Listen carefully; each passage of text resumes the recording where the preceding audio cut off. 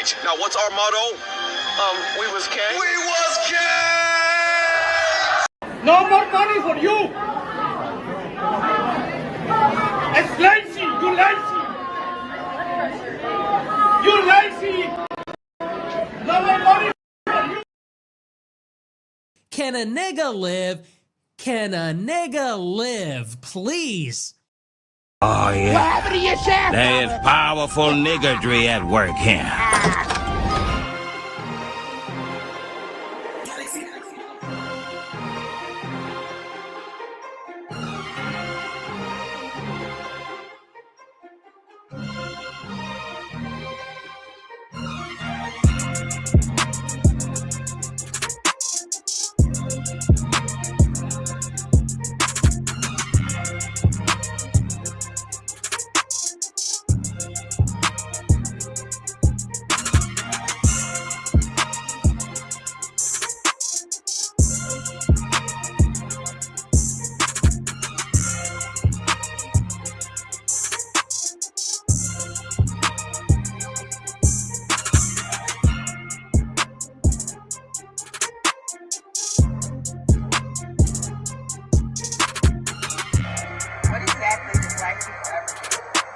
What did we do for white people to hate us so much?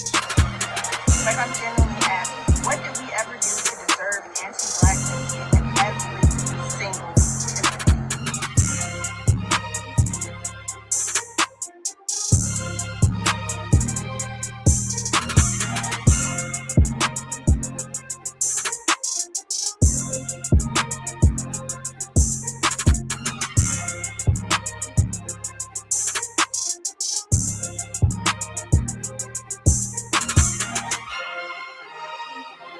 You teach me all my life that the white man is the devil?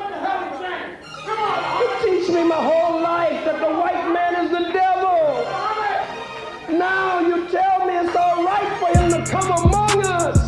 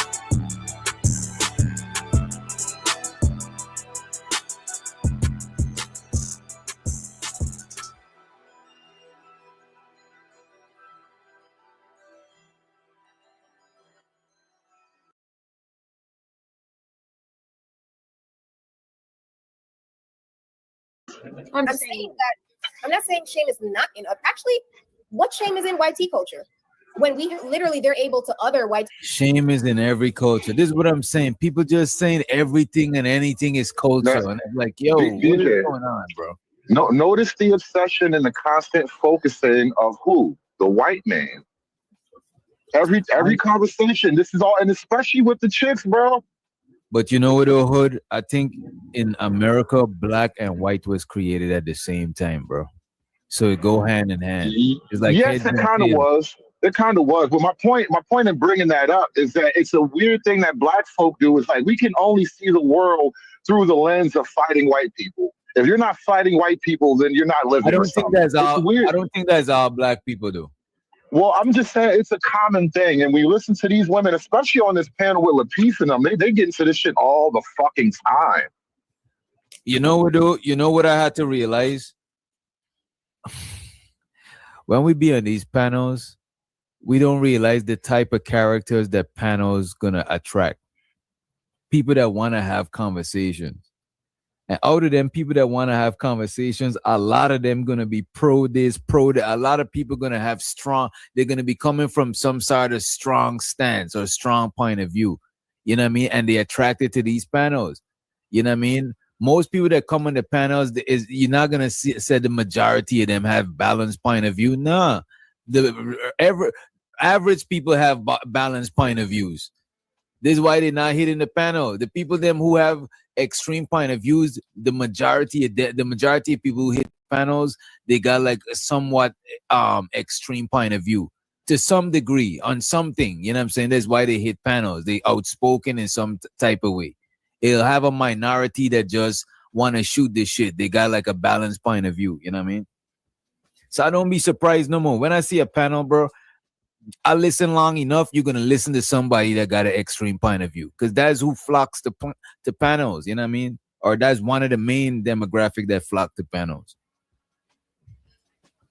And that's probably people that they don't like, so that they quite literally don't have to identify them as white tea. Instead of things they have the idea, instead of shotgun weddings, they will make you get married. That white tea women in general are aggressive. They've created subsects of those white tea women. So no, those aren't white tea women. Those are Karens. Oh, no. Those are not white women. Those are Beckys. But the white women, though, are still pure. Those are just the subsects of them that we're not going to... What is she even talking about? That's what I'm saying. What Becky's and all of that shit, those are black terms. The white people don't call themselves Becky's and Karens. Like, what the fuck is this chick on, bro? What is she smoking, bro? This is what I'm saying, bro. It's just highly opinionated people be... This is what I'm saying. This shit is entertainment, and we give on our opinions. I don't look at nobody as expert. Sure, her name is pretty intellectual. You know what I'm saying? You know, but I'm not gonna just. She could have. Nobody didn't give her that name. She named herself that shit. You know what I'm saying? I'm gonna smash my head against the door, man. That's just.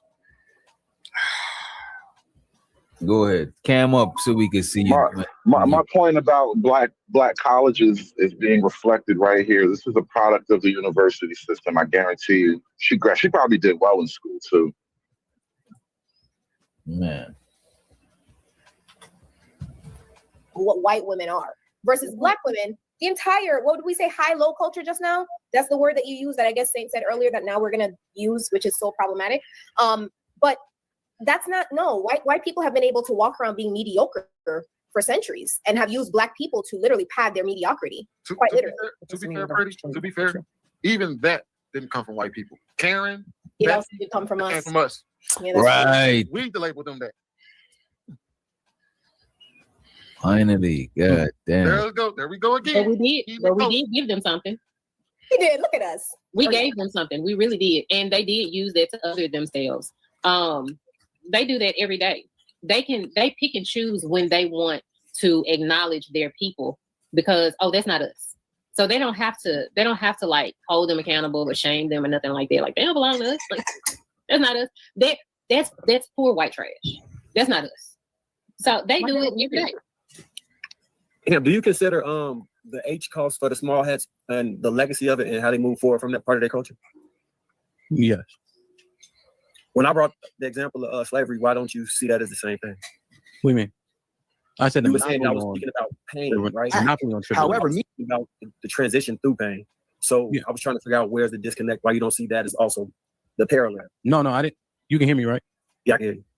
No, I'm saying we don't have the monopoly on those things.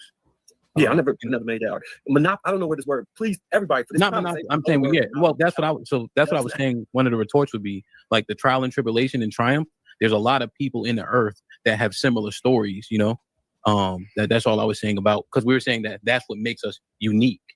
And so the trial and tribulation, a lot of other people have very similar, not similar stories, but you know what I mean? Turbulent stories through their history. No, American chattel slavery is unique and specific. No, I'm saying trial and tribulation, right? Right, Coming but through you're- hard things. Like, for instance, Attila the Hun, right? How many people, Artaxerxes, how many people went and changed, right? So I'm simply saying when those people recount their history, trial, tribulation, and triumph, they would have a very similar outlook as we do. Because we're trying to figure out what is unique to us in terms of culture. I was simply saying those things wouldn't be unique in terms of pushing through trial and tribulation if you ask people from other cultures. Like the ones you referenced, and several other people who were under the Roman Empire and etc. So the way that they moved post-traumatic incident is embraced and regarded as part of their culture. Didn't we have ways we moved post-traumatic incident? That are, but it's not unique. See what I'm saying? It's not. Now, welcome to the show, everybody. Let me take a break so we can get everybody caught up here. Please hit that like button. Thank you all for listening in today. Kind of a slow news day. I didn't really have much of a show planned, and then I switched up the topic at the very last minute. We might come back to that other thing another time, but I remembered I got caught up in a conversation, really an extension of my show, I guess. But I was having a conversation the other day about blackness, the rules of blackness, and all that, and then at the same time, I guess over on the Lapeef Network, they were having a conversation attempting to get to the heart of, you know, culture. What is Black culture, I guess, right? And then on top of that, I fell into this conversation with a DJ Witch Doctor where they reviewed the Lapeef Network show. And over on Witch Doctors, a lot of people were asking about, well, they were pitching concepts about this is Black culture, that's Black culture, you know, soul food is Black culture, break dancing is Black culture, you know, things like that. And you know me, I'm a bit of a party pooper. I know. I acknowledge I might be hard to like, right? I get it. The niggas be mad at me. I understand why. Because I had to kind of point out to everybody, one, when I list that, like I bring up the Smithsonian thing about white culture, which was put out by Black people, by the way, right? When these professional Black people take pretty much every objectively positive description known to man and apply it to elements of white culture, it kind of makes me wonder what's left over for Black culture, right? And then that being said, none of the people who were mentioning examples of this, that, and the third as Black culture, none of them said anything approaching like any of the other objectively positive things. Nobody said like, you know, hard work is Black culture. Nobody said, you know, getting married and raising children together is Black culture, you know. Nobody said taking care of your grandparents in their old age is Black culture, things like that. Nobody really brought up intrinsic kind of things. They brought up like, I don't know, surface level things. I mean, other than food, which technically does matter a lot in culture, but other than food, I was wholly unsatisfied by the answers they offered. And then on top of that, I hit them with the ultimate nuke. Ultimately, Black culture boils down to anti-white. Once upon a time, we may have been able to lay claim to a lot of those objectively positive attributes that get laid out, but I don't know if we can lay claim to them so much anymore. And I argue that previous Black culture has been so obliterated and transformed over time that the one thing that we do broadly have in common from coast to coast, east to west, north and south, is the struggle against white people. That is the number one unifying remnant of Black culture. And I would argue it is the strongest gravitational pulling element of Black culture. Shout out to Sigma Jones with the 5-ball. Hood, have you joined the Gulag Money Machine yet? No. You know what? I have been kind of way off the Telegram lately. I need to get back in the Telegram and see what y'all been talking about. Y'all got a Gulag investment team? All right. Might have to get me a Gulag Money guy. I didn't know we were doing Gulag Money. Shout out to my man Sigma Jones with the 5-ball. Hold up, what just happened? Why did I? Oh, I hate when this thing gets screwed up. Give me 1 second. I'll be right back with you guys.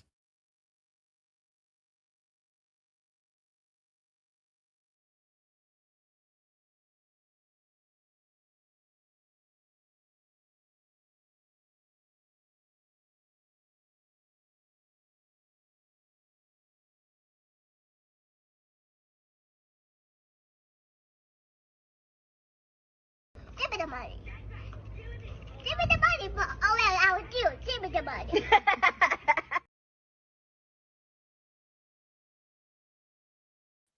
Hey, also shout out to Cafe Es Bueno with the $2. Hot Cheetos and twerking is communita culture. Hot Cheetos and twerking. There's no fixing this. This can't be fixed. Right? This can't be fixed. You just have to escape. So that's what I did. I went to a neighborhood where, I have a very low Black population.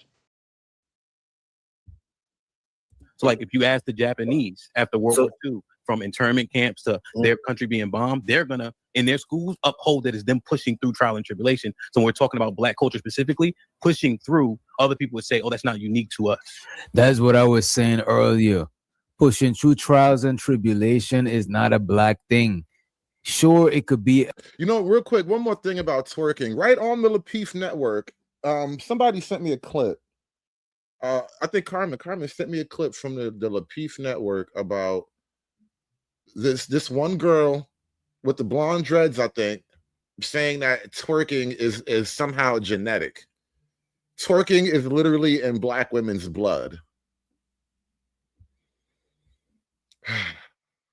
And it could be like the foundation or the root to a lot of stuff that's in the culture. A lot of elements within Black culture came after or came from overcoming stuff, but the overcoming is not the culture. It's like if I'm seeing somebody overcoming, I'm not gonna be like they practice in Black culture. But if I see somebody fighting kung fu, I could say that they practice in Asian culture. You know what I'm saying? If I see somebody, you know what I'm saying, dressing a certain way, you know what I mean, like how people say an urban way, I could say that is they dress in Black. You know what I'm saying? If they do, you know what I mean? But I can't just see somebody struggling or overcoming and be like, oh, they being Black. Like, I don't think that is what the culture is. You know what I'm saying? It's kind of like, look, man, it's kind of crazy to say that. What say you, Ronald? What's up, man? Yeah, I understand what you're saying, but yeah, it could also be part of the culture. The reason why is, for the most part, when you were a slave, you had to make something out of nothing. That's why, no matter where you go, whether it's North America or even the Caribbean, we was pretty much given the scraps, and we had to use those scraps in order to make food for ourselves. That's why in North America they had rich Black Americans part of American culture. What do you say? Are rich Black Americans part of American culture? Yeah. So do they practice struggle? No, I'm talking about, when I'm talking about struggle, I'm talking about slavery. Of course, after slavery, everybody don't have the same culture. You have to also understand that, right? Hey, Ron, am I hearing a little? If everybody's not struggling, then struggling is not Black culture. No. I'm talking about kind of like with the foods, how some of the food, how you get some of the foods. This is why I was saying it came out of the struggle. Yeah. But the struggle is not the culture. The stuff that came out of it is the culture. It's like if I'm saying, I think how you adapt to it though, how you adapt to it could be the culture though. Yeah, hey, Ron, I'm curious. This is a total not sequitur, Ron, but am I hearing a little bit of Trinidad right now? Yeah, he is from Trinidad. Yeah. Trinidadian. Since I might, the first thing I might think is either Jamaican. Comes to like struggle as the whole culture is just struggle. I was just talking about how you get to get some of your foods. Of course, now that people are in a better situation, everybody's not eating these certain foods, but there are some people that might still eat chitlins or even, coming from Trinidad or even West Indies, some people might eat like chicken foot or something like that. Where if you didn't have to go through that type of slavery and stuff like that, you won't be eating those parts of those animals. So you having those. So you having like oxtail and some of these other things, it became part of the culture based on what the scraps that you had to eat. But still, but look at this. But the struggle is not the culture. The stuff that came out of the struggle is the culture. Yeah. Because after slavery was abolished, you had the only reason I'm saying this because Hood was talking about struggle Olympics and all of these things, and I'm saying that struggle. I didn't really make it about struggle Olympics per se. You're putting a little bit of dip on your chip. What I'm pointing out, though, more specifically, is that after the civil rights movement, you can look at the civil rights movement as a before and after marker. The entirety of Black culture became consumed with the struggle. We shall overcome. The Black national anthem. Say it loud. I'm Black and I'm proud. The entirety of Blackness has been consumed by whiteness in a weird way. It's like we've been swallowed up by whiteness and now we have to escape it somehow.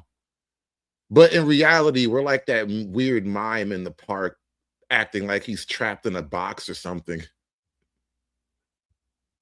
Struggle is a part of your culture.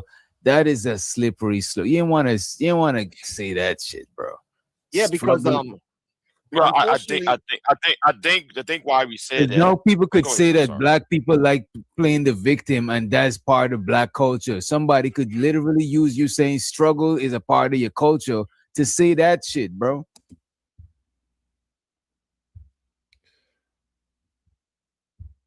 Struggle is such an integral part of Black culture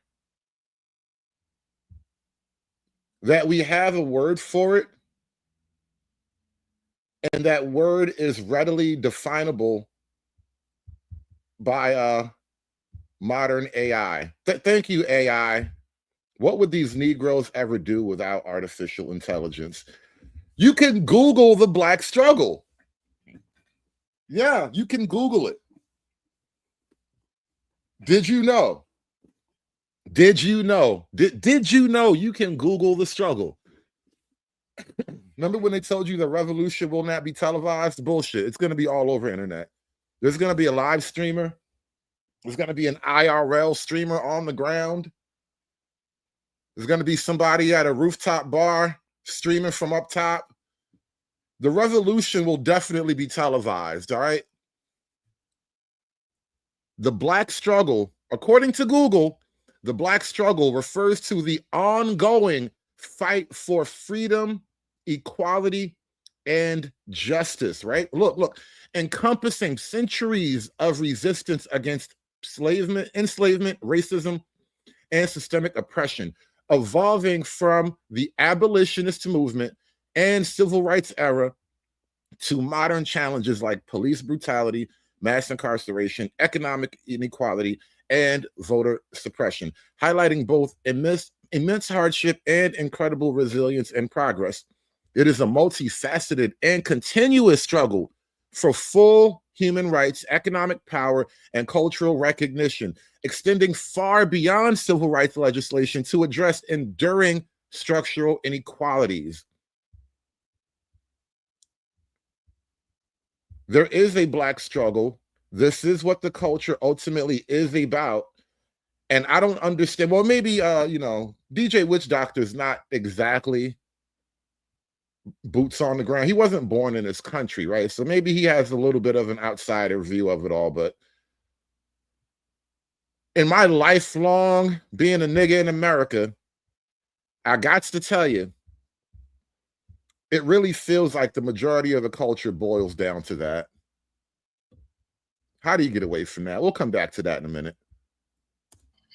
Yeah, I don't think you have to say it that way. I just say that how you adapt to the struggle and whatever you doing, like making like what Ronnie was talking about with the food or certain jobs or certain customs or how you dress and stuff will depend on how much money you have at that time, whether you're rich or poor. It's still part of the culture. If you dealing with your stuff with your mindset of how you were brought up. What's the purpose of Black History Month? It's cold, in my opinion, but represent. Come on now, that was an easy one. That was an obvious one, right? If the struggle against white is not Black culture, what is the purpose of Black History Month? What do they remind you of every February, which is only like what's January, February? We're only about 2 months away. We are like less than 75 days away from Hate White People Month. What is the purpose of Black History Month? And notice they give you the anti-white month in the coldest part of the winter. They want you to sit in the house and really, really focus on your hatred of white people. That way, when the spring comes around, you're full of rejuvenation and anger and energy. And that's why the murder rate spikes every time it gets hot again. The 28 days of it used to be 13 months. It is that, and it's similar. It's similar to that. It is to remind you every year of your perpetual struggle against white people and all of that they have done to you. No, it doesn't. See again. What do they play on TV? What are the movies that you watch on TV? Roots. What they do in Roots, bro? They literally cut a nigga foot off in Roots, bro. They tortured Toby until he broke, and he never broke, honestly. Toby refused to break. That's what made Roots a touchstone. But like, they show you your torture every month. They talk, what's the word for it? Torture corn? That's what they do every month. Gotta remind you. Toby be good nigga for massa. Good nigga. Don't send Toby away. What else do they play during Black History Month? Mississippi Burning. Oh yeah, I remember I went to the movie theater. Somebody took me to the movies when I was a kid and we watched Mississippi Burning. It wasn't until I was an adult that I could really grasp the reality of those so-called white victims that were killed alongside with that black kid. I think it was 2 white kids and a black kid. 2 white kids. White, excuse me. Yeah, it took me a while to understand the gravity of Mississippi Burning. The whiteness. It was very subtle, very, very subtle. You know what I mean? But that's kind of how they get you. Oh, now they got, what's the other one they got, right? Amistad. That's another one. Amistad. Give us free. Give us free. I remember being in high school when Amistad came out, and they took us to a movie theater to go watch Amistad, like as a field trip. I forget which class it was. And honestly, I don't even think it was a class trip, like for a particular class. I think my whole grade went to the movie theater. But we went to go watch Amistad, right? And I remember I was sitting next to this girl, right? Emily. Emily was cute. I used to talk to Emily a little bit, and I remember, and that's why we were sitting next to each other, because we was hanging out that day, and I remember like we were laughing and joking for most of the movie until I forget which part. I forget exactly which part. But I'm not even gonna say most of the movie. We were laughing and joking most of the day until we got to the movie theater. Let's put it that way. We were having a great fucking day until we got to the movie theater, and no more laughing and joking. And I looked over at a certain part, and Emily's crying. You niggas made Emily cry for Black History Month. Sons of bitches. Every Black History Month, they just remind you of your misery. And see again, this is where you get it fraud. See, if you know about okay, just like when I just mentioned that the first HBCU started in 1837, none of y'all, all of you Negroes are over here talking about it didn't happen after the Civil War. No, the HBCU was still the first one was here was at the height of slavery. So Black History Month taught me that. So therefore, there were things we did despite of hood assertive, while all you Negroes go by the talk. Now look, even in Big J trying to refute me, he doesn't understand that he's only proving my point. In spite of what, Big J? In spite of whom, Big J? What do you mean in spite of? In spite of the weather? You blaming it on the rain?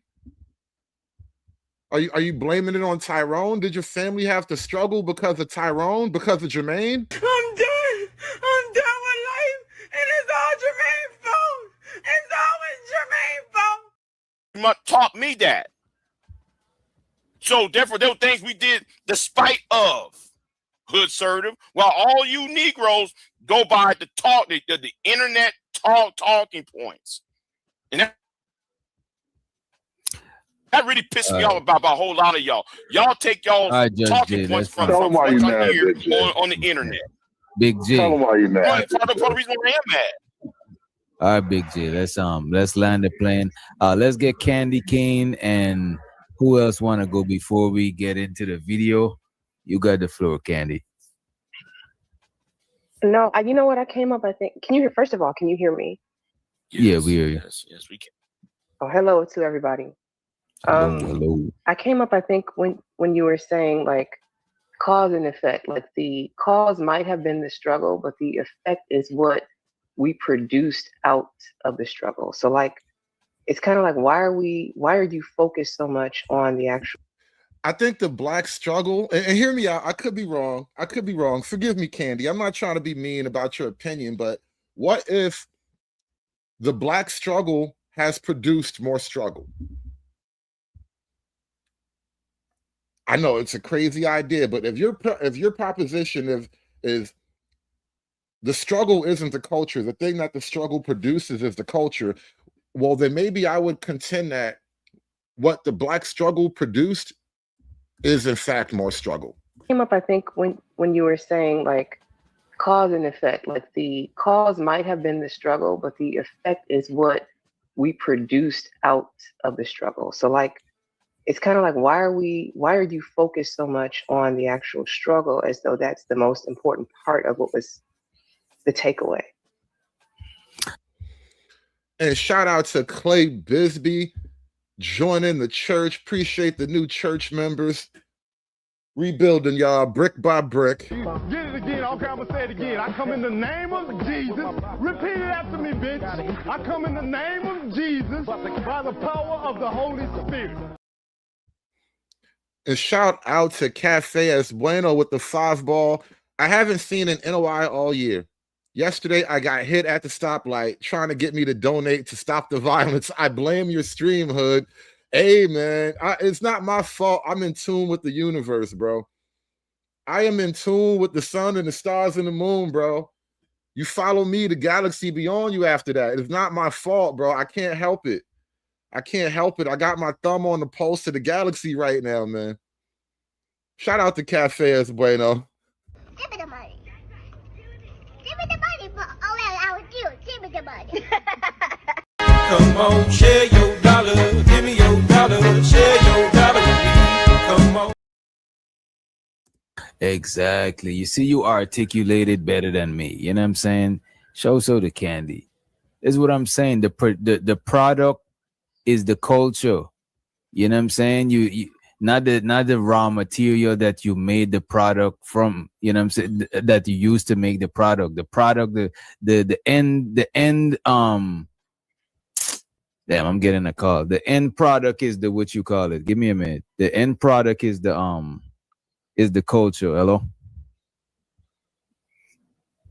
So that the question would be, what has the struggle produced for Black people? What has the struggle produced? And I'm being a little bit tongue in cheek, but I'm just, for the sake of argument, I'm throwing it out there. You know, the Black struggle has produced more struggle. I like when y'all say that, but it's the thing that be getting me though is it makes people like very easy to acquiesce to what's going on now and just move forward with a lot of things instead of focus on things so it don't repeat the cycle of the past. Make sure you don't fall from one situation into another situation that's different but similar. Well, I think part of it is when older heads, like to police what younger people are doing. That's what that thing. I think that's what some of that victim mindset is coming from, right? The victim mindset is one of them old niggas trying to tell the young niggas, you better watch out for this person. You better watch out for this. Why are you part of this? Why are you the only Black person in this room? It's a form of policing. Let me play the video, man. The way in which they did and the people, what they came out as, right? Mm-hmm. I sometimes feel like again, we're not using the correct definition for this word, but sure. we're arguing being a monolith. I feel like the two things is where you have to be a monolith and have a monopoly. It's kind of what it sounds like to the people who believe we don't have a culture. So, and I would argue that the cultures that you would list aren't monoliths either. Yeah, right. I don't believe. Let me just clarify this. Oh, yeah, I just want to clarify. I'm not saying that we don't have a culture, but I'm thinking what we're trying to pinpoint is like what is unique to us, right? But I guess by saying that, by proxy, I'm trying to say monopoly, which is unrealistic. So I catch your drift. Also, like because to M. White's point, for example, after World War II, we better have to fast forward a little bit too. How the atomic bombs affected their culture. That's where Godzilla was birthed from. Just like you can look at our culture and see things that came out of slavery that you can see was like a direct line to slavery as to the reason why we moved the way that we moved, the reason why certain churches behaved the way that they behaved came out of slavery. Yep. So it's unique to us for our specific experience, but having an experience or having a reaction to trauma is not unique. It's our direct response and how we did it that makes us unique. Just like, Godzilla. Yeah. I'm saying clarity. So if we're gonna use that benchmark, then again. Well, even in that, your trauma came from white people, according to your own narrative, right? Your scars came from the white man, according to your own narrative. So your culture, as you're defining it, is what happens, is what you did after your trauma. Your culture is how you built after you got scarred by the white man. How am I not right? I mean, how am I wrong in what I'm telling you? Your entire culture is focused around the white man, even in your own telling of it. This is not me making up a new history for you. I'm listening to you niggas and just giving you the cliff notes of what you're trying to tell me. Because you niggas use a lot of words. And we have to name other cultures who have something that is unique in itself, if that's the benchmark we're going to use. For any other culture. You know what I'm saying? If anyone that we're going to say identifies with a culture, then we'd have to say, okay, what do they have unique? And I haven't heard anyone at any point say anything that another culture has distinct to them only, completely unique, that nobody else has. I've heard manufacturing and this and that, but everybody does manufacturing. There's nothing specific to them that we don't have some type of parallel to. Right. Trev, you know what we've been able to pinpoint? Subsets of cultures having unique, like distinct things from the greater people. Like that's right. Go ahead. No, I was just going to say, but yeah, even the other countries, they have different cultures. Even if you mentioned Japan, there's somebody in the chat named like 3-4 different subsets of cultures that they have. Just I guess again, and I'll speak for myself.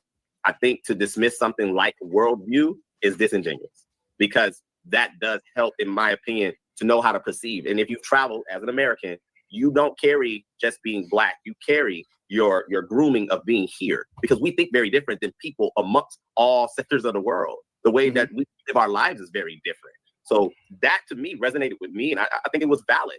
It's not to say that he's right, but it was like all y'all took was the fact that he's African, and then started shooting at it, being defensive, which I don't really understand why.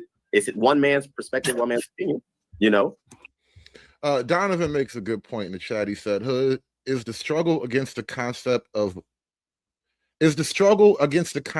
wisdom itself, like whites will read books because they are told by elders to read them and understand the lesson?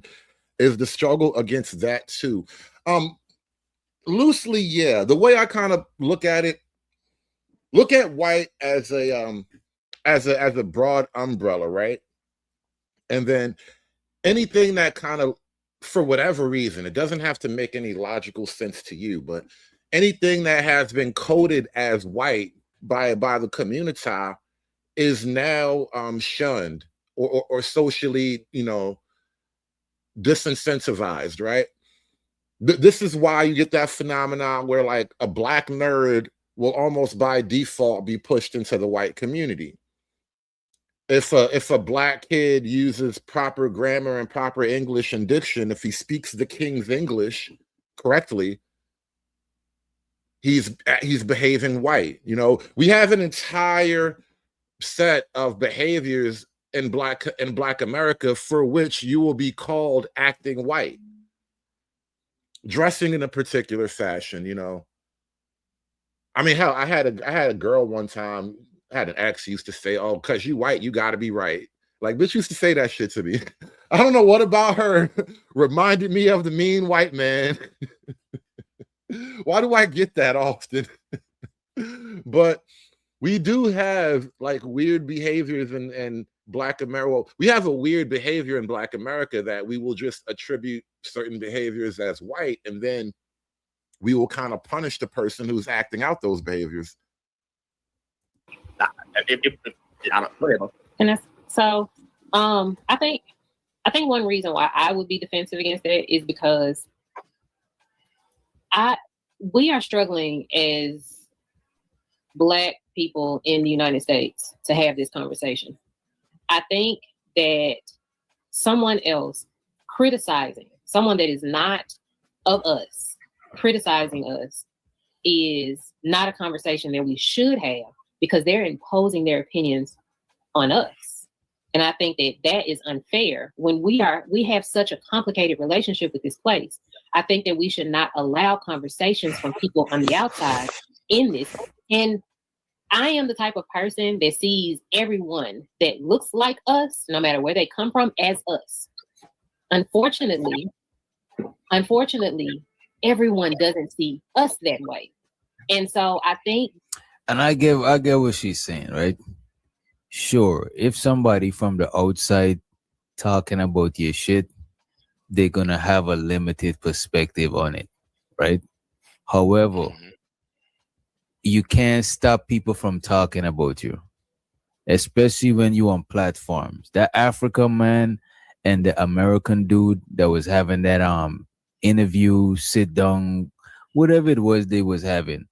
They was doing that shit on a platform where people come to discuss shit. You know what I'm saying?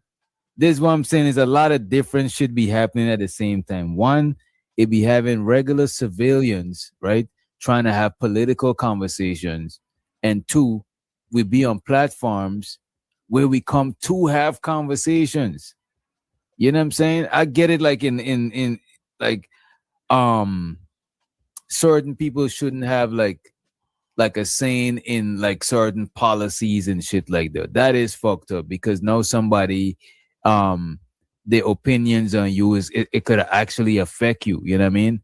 That's something different. But if people come on podcasts and interviews to talk about a topic and they talking about that shit, you can't be mad at that shit. All you could do is just don't tune into that shit. You know what I'm saying? Like, I watch shit that I don't agree with sometimes.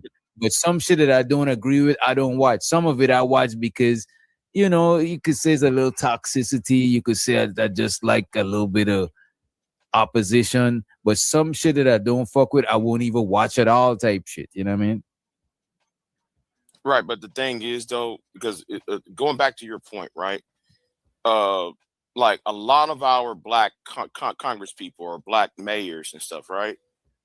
A lot of them are not African American, right? A lot of them are first generation or second generation, you know, people, right? And in their worldview, and I'm gonna use you, right? I'm gonna use you because you're not Black American, right? There, you know, your worldview is very different from mine. You being from Guyana and me being from South Texas, you know, the land I live on, it was inherited since slavery. My great, you know, been here, you know, since slavery. He and she was here, you know, settled here, you know, and you know, and so forth. You came from a predominantly black area, and you migrate over here. So no, it's not predominant. It's not predominantly black where I'm from, but okay. I'm put it a different way. I'm gonna use somebody from Jamaica or somebody from the African continent, right, or Haiti. They'll come up here and their mindset or their mind framework. All right, let me just to put it in a nutshell. I think what you're saying, and I agree with what you're saying. Somebody from someplace, you know what I'm saying? You living in this neighborhood, you're gonna have a different perspective from me that moved to the neighborhood. You in the picture frame, gonna have a different perspective than me that was just out the picture frame and come into the picture frame. You know? Well, this is another thing about the FBA and its other argument, and even Face Facts in the chat. You're kind of highlighting what I'm talking about. One of the big reasons why FBA and ADOS became a thing to kind of push back against the foreign black populations is that, by and large, the other Negroes from around the world have a completely different relationship to white people than Black Americans do. To the degree that Africans will outright tell you they prefer the company and business of white people over Black Americans. You know, no shade on them. No shade on them. You know, you can like who you like, but it is what it is. I'm saying we're gonna obviously have different perspective because you coming from a perspective from inside looking out, and I'm coming from a perspective from outside looking in. I get that part. All right, go ahead. Yeah, and that's why when we see that Frank Zoom person, he you know, and why there's such anger is because you having the quote unquote outsider becoming patriarchy strikes. You dropped patriarchy for Prada Mango. Yeah, I'm live, but I'm reviewing something right now. But patriarchy, this is unbelievable. Shout out to Prada Mango with the $4.99. He says, I told you things were gonna get crazy. Patriarchy strikes, man. Shout out to you, bro. If you think I'm here to play around with y'all, God damn it, I'm not. All right. But Prada Mango, I don't even know what to do with that, bro. Like, of all the things, bro. What's wrong with you? What's wrong with y'all? You niggas are crazy. Funny thing is, I like Prada and mangoes. I mean, Prada is not really, you know, it's mostly chick shit, but still, you know, I do like mangoes. Now I don't know how to feel about this, but anyway, I'm gonna not pay attention to your name right now. But shout out to Patriarchy Strikes Back, bro. Welcome back, man. Our quote unquote leaders, and then they create policy that doesn't necessarily represent what the native person desired or wanted. But the thing is, though, there's oh, isn't that interesting? Shout out to Angel Martin, #perfect whiteness. Africans usually appreciate the pros of white people more. Yeah. I mean, I've heard a few outright openly state that, like Frank Zanu, for example. He's kind of at the heart of the video that the Lapeef Network is reviewing. But yeah, I've heard as much, especially like every now and then you'll hear like somebody from South Africa really, really wish that the white man came back to run South Africa again. And honestly, from watching South Africa from afar, you know, I don't really blame y'all. You need better management. Other natives there's other natives that share the same political views as that person. Also, you can't become a part of government legally, right, if you're not a citizen. Yeah, DJ, yeah, this is I actually had an argument about this on Facebook last week. Pretty much a lot of times, and I really hate all this division when it comes to like, wow, that is an interesting sentiment. Listen to Perfect Whiteness pouring out her heart and soul in the chat. It sucks because most of us love and feel a begrudging loyalty to FBAs 10 times more than we feel for Americans, but 10 times more than we feel for Africans.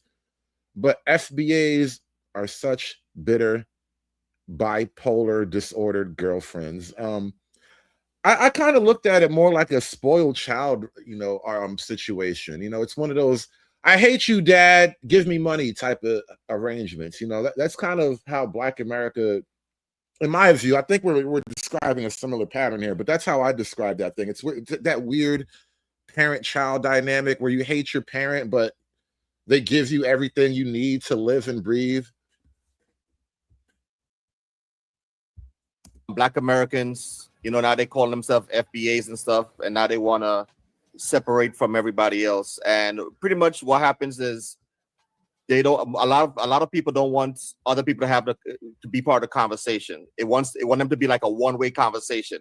You're not from here, or if you said, "Oh, I was born here," well, your grandfather wasn't from here. Your grandfather wasn't here during slavery, or your ancestor wasn't here during slavery. So you can't tell me anything, right? And this is something that happens all the time, you know. And then after they want to call you a tether, if you're American, if you're Black American, then they're gonna call you a coon. If you're white American, they're gonna call you racist, right? So pretty much it's like, if you see whatever degeneracy is going on, don't tell me about it. You're not allowed to say anything. You know, that's pretty much the jig stuff what's going on. Right, but every time when somebody is speaking about, I'm using it as a prime example. What happened 10 years ago between LeBron James and the congressman called Burgess Owens. Burgess Owens used to play for the New York Jets in the 70s, right? So when all this what happened to I forgot the guy who got killed with the knee on his chest, right?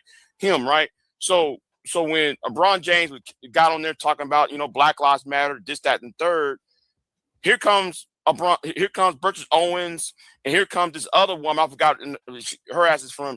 She's Haitian American. Both these Caribbeans coming over here talking about, well, you know, man, the problem is not with Black America. The problem with Black America is two-parent households.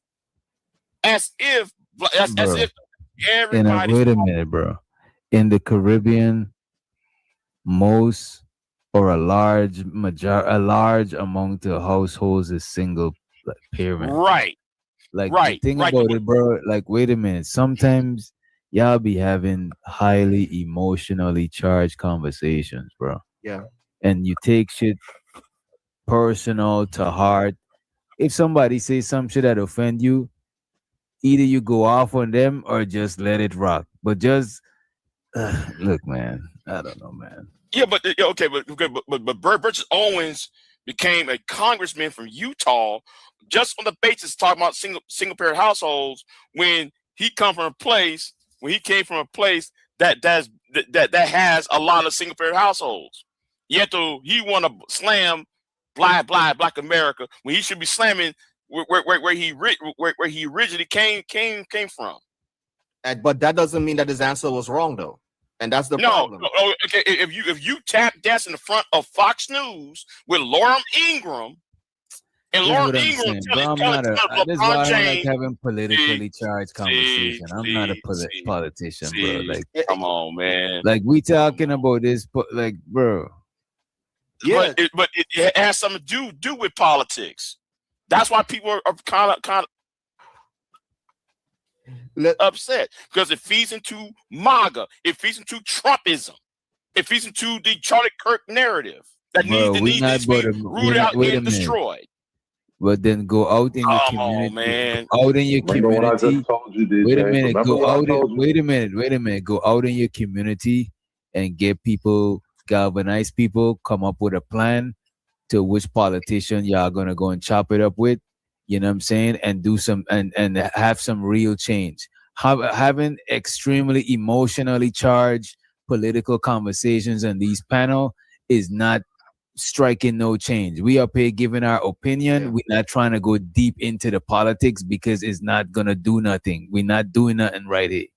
Yeah, and DJ, this is the biggest problem. Is like, if somebody else from another country tell you, yo, this is what you need to do in order to do better, people get offended because they think you're insulting them. No, because just like how two-parent households would do better in America is the same thing in the Caribbean, right? If you come from a two-parent household, you got a better chance of, doing better and even having a successful marriage later on when you're growing up. It's not, And they do try to preach that too. They try to preach that. They try to get people to be in two-parent households. You know what I'm saying? Yeah. But it's not a big thing because it's hard to catch people and put them on child support. It's easier to do that shit to enforce it over here. So back home, the single parent household shit is crazy, is rampant.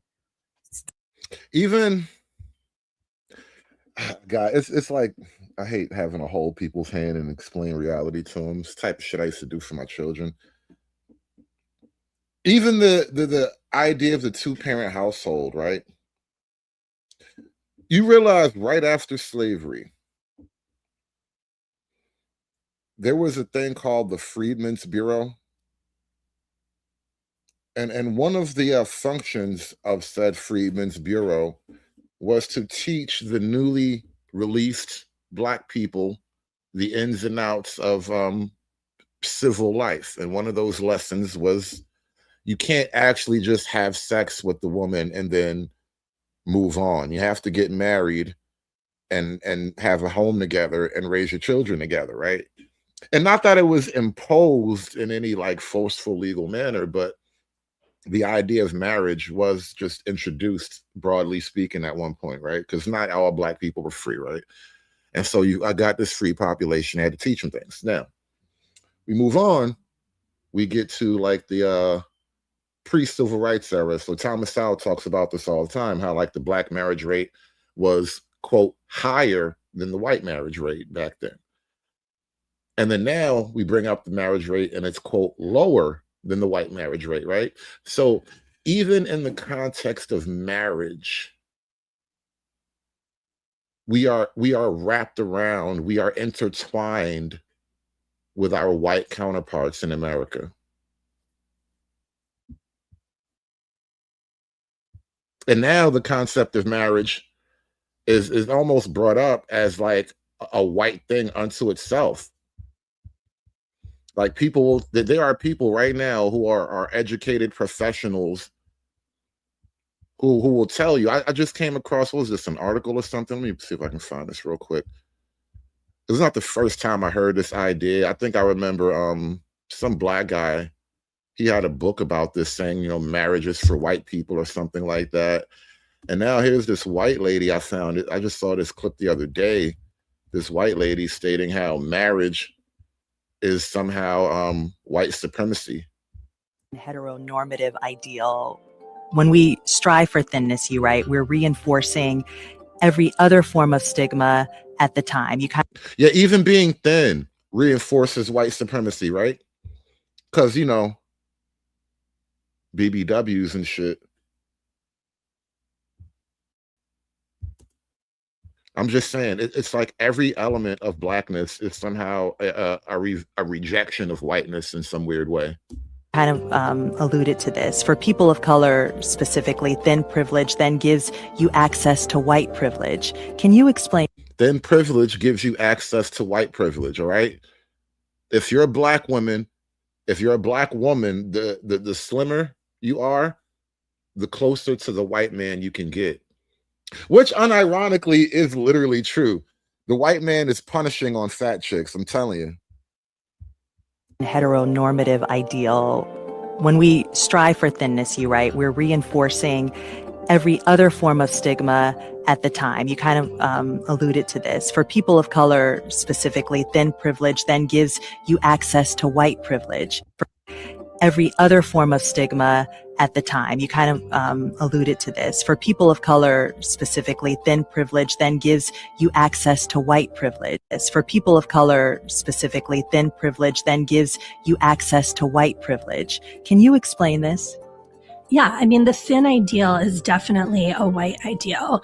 When we trace the history of modern diet culture, we really trace it back in the United States to the end of slavery. And Sabrina Strang's book, Fearing the Black Body, is sort of, the iconic work on this that I would refer people to. But her research talks about how as slavery ended, Black people gained rights. Obviously, white supremacy is trying to maintain the power structure. So celebrating a thin white body as the ideal body is a way to other and demonize Black and brown bodies, bigger bodies, anyone who doesn't fit into that norm. So this is really about... Shout out to Salahuddin in the chat. He says, one thing I respect about the white man, he categorically rejects big backs. Goddamn right. You want me on that wall. You need me on that wall. Body as the ideal body structure. So celebrating a thin white body as the ideal body is a way to other and demonize Black and brown bodies, bigger bodies, anyone who doesn't fit into that norm. So this is really about maintaining systems of white supremacy and patriarchy, which I think is very helpful to understand, because I think a lot of us are really working to divest from those ideas, but we haven't given ourselves permission to stop dieting or to accept our weight wherever it might fall. And if you can understand that actually by continuing to pursue thinness, you are in some level maintaining your complicity with white supremacy and pain. Did you get that? Black women, I need you to hear that, okay? Black women, I want you to understand. By maintaining your thinness, you are also maintaining your complicity in white supremacy and patriarchy, okay? Because the white supremacy nigga like me, I like him thin. Light skin is all right too, but you need to be thin. That's the primary thing. Ideas, but we haven't given ourselves permission to stop dieting or to accept our weight wherever it might fall. And if you can understand that actually by continuing to pursue thinness, you are in some level maintaining your complicity with white supremacy and patriarchy. Do you understand me now? And this is why Black men like big butts, and they cannot lie. You other brothers can't deny. They're fighting white supremacy, all right? Sir Mix-a-Lot was fighting white supremacy. Aunt Jemima is fighting white supremacy. Every big back BBW Keisha is fighting white supremacy. You guys understand now? This is what I mean about every element of your culture is coded against the white man. Heteronormative ideal.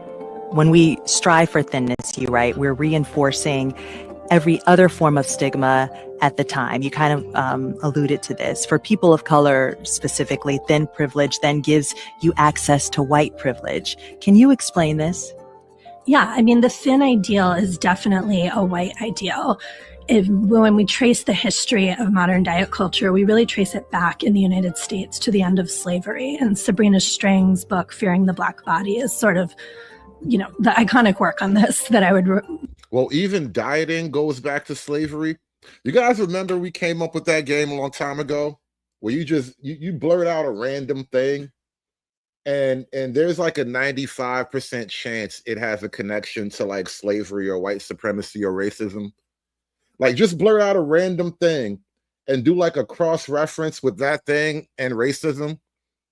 and you'll find some kind of article, a documentary, a video. Somebody is going to find something like hiking is racist. You know, the racist history of Mount St. Helens, something like that.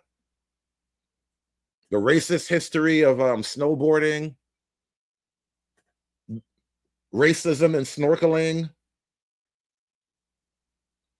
Like we came up with this game years ago on this channel, and it was just to kind of reinforce how it's just this weird thing that's become a specter in the mind. It's the boogeyman in the minds of, like, especially the professional, college educated class of Black people. This is all the shit they think about. This is why when you get on the internet, the majority of Black content is either Black love or some type of racism, fighting white supremacy kind of shit.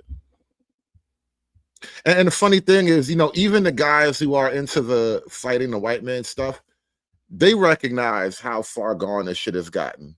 One thing I can tell you, brother, is Black people, we ain't shit, man. Our people ain't shit. Black people ain't shit, bro.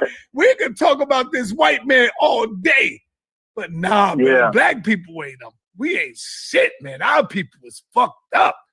This slavery shit, I gotta blame it all on slavery, You hear me? This slavery shit done fucked up our mental, everything, man. See, we ain't shit as a. He gotta blame it all on slavery. You see that, right? That is Side Nutter Studio, right? Him a strong Black man. He be fighting for the queens. He be fighting for the history. I think he one of them Black woman is God type of niggas. A lot of people seem to not understand me. Science proves that the Black woman is God. We're not just saying that. And the Black and Latino woman, they manifested themselves out of dark matter energy. All right. I believe the Black woman is God. Black woman, God. I don't believe God, no man. I believe God, a Black woman. The Black woman is God. But my number one subject matter is the Black woman is God. That's first and foremost. Black woman. Yeah, that was him. I heard that voice. That was him. He in there. I knew we got him. One thing I can tell you, brother, is Black people, we ain't shit, man. Our people ain't shit. Black people ain't shit, bro. We can talk about this white man all day, but nah, man. Black people ain't them. We ain't shit, man. Our people is fucked up. This slavery shit, I gotta blame it all on slavery, You hear me? This slavery shit done fucked up our mental, everything, man. We ain't shit as a people. We still trying to live off of what our fucking ancestors did 100 goddamn years ago. We built this. We built America. We built that. Okay, granted, you built all that shit. Now that the white man is not hitting you in the back, nigga, no more to make you build it, here's the question I got for you, What the fuck are we building today? When you ain't being forced to build nothing. Building institutions to racism. Building Black studies courses so that you can learn about when the white man was oppressing you. Building coalitions of non-white people so they can help you numerically overtake the white man, right? That's what you've been building. You've been building your own L's. Building a house made of L's, bro. A whole house made of L's. That's what you niggas been building since 1965. A giant mansion of L's. Granted, you built all that shit. Now that the white man is not hitting you in the back, nigga, no more to make you build it, here's the question I got for you, What the fuck are we building today? When you ain't being forced to build nothing. What are you building today, What is Black people building today? The white man took the whip away, Shout out to Drip. The white man took the whip away, right? And we could measure that around like 1965-ish, you know, civil rights era. If the civil rights era was a battle, I mean, we did win it, right? We didn't lose the civil rights era, did we? They didn't take our rights away in the civil rights era, right? We got more rights after that, right? I'm gonna ask you this shit. We was building all this shit because the white man had his whip on our back. But now that you don't got that whip on your back and the cattle tail on your back, what the fuck are Black niggas doing and building today? That's my question to you niggas. You ain't building shit. You trying to live off the legacy of your fucking grandparents and what they fucking built years ago. What the fuck are you building today? And black people get mad at me when I challenge them. I'm black. I love my people. But here's the thing. Whoa, Sarnetta. You're not talking like you black. That's that white man talk. Up here criticizing black folk like that. You don't sound black right now. That's how they get you. Anytime you start to point out the uncomfortable truth, you run the risk of not being black anymore. Now you're like an other. You're a traitor. They start asking you about your early life history and shit. You know, where your people from, Sarnetta? Sarnetta, where your people from? You ain't one of them foreign coons, is you? You ain't a tether coon, is you? Can't have these tether coons up in here talking truthful, asking important questions and whatnot. That's not why we brought you tether coons up here. Years ago. What the fuck are you building today? And black people get mad at me when I challenge them. I'm black. I love my people. But here's the thing. Are we building or destroying today? We destroying. Give a fuck how smart you think we are today. We the first that did this. We try to live off of the legacy. Oh, my mothers and fathers built this. We did that. We did this over there. We built the Washington Monument. Nigga, we built a pyramid. We built the whole, not only one. It's not just one pyramid. It's like 3 pyramids, bro. We built 3 pyramids in Egypt, my nigga. Wait, what? Great. Now, what's our motto? We was kings. We was kings! My mothers and fathers built America. Yeah, that's because the white man had that whip on your back. Guess what? He don't got it on your back for the last 300 years. What the fuck are you building today?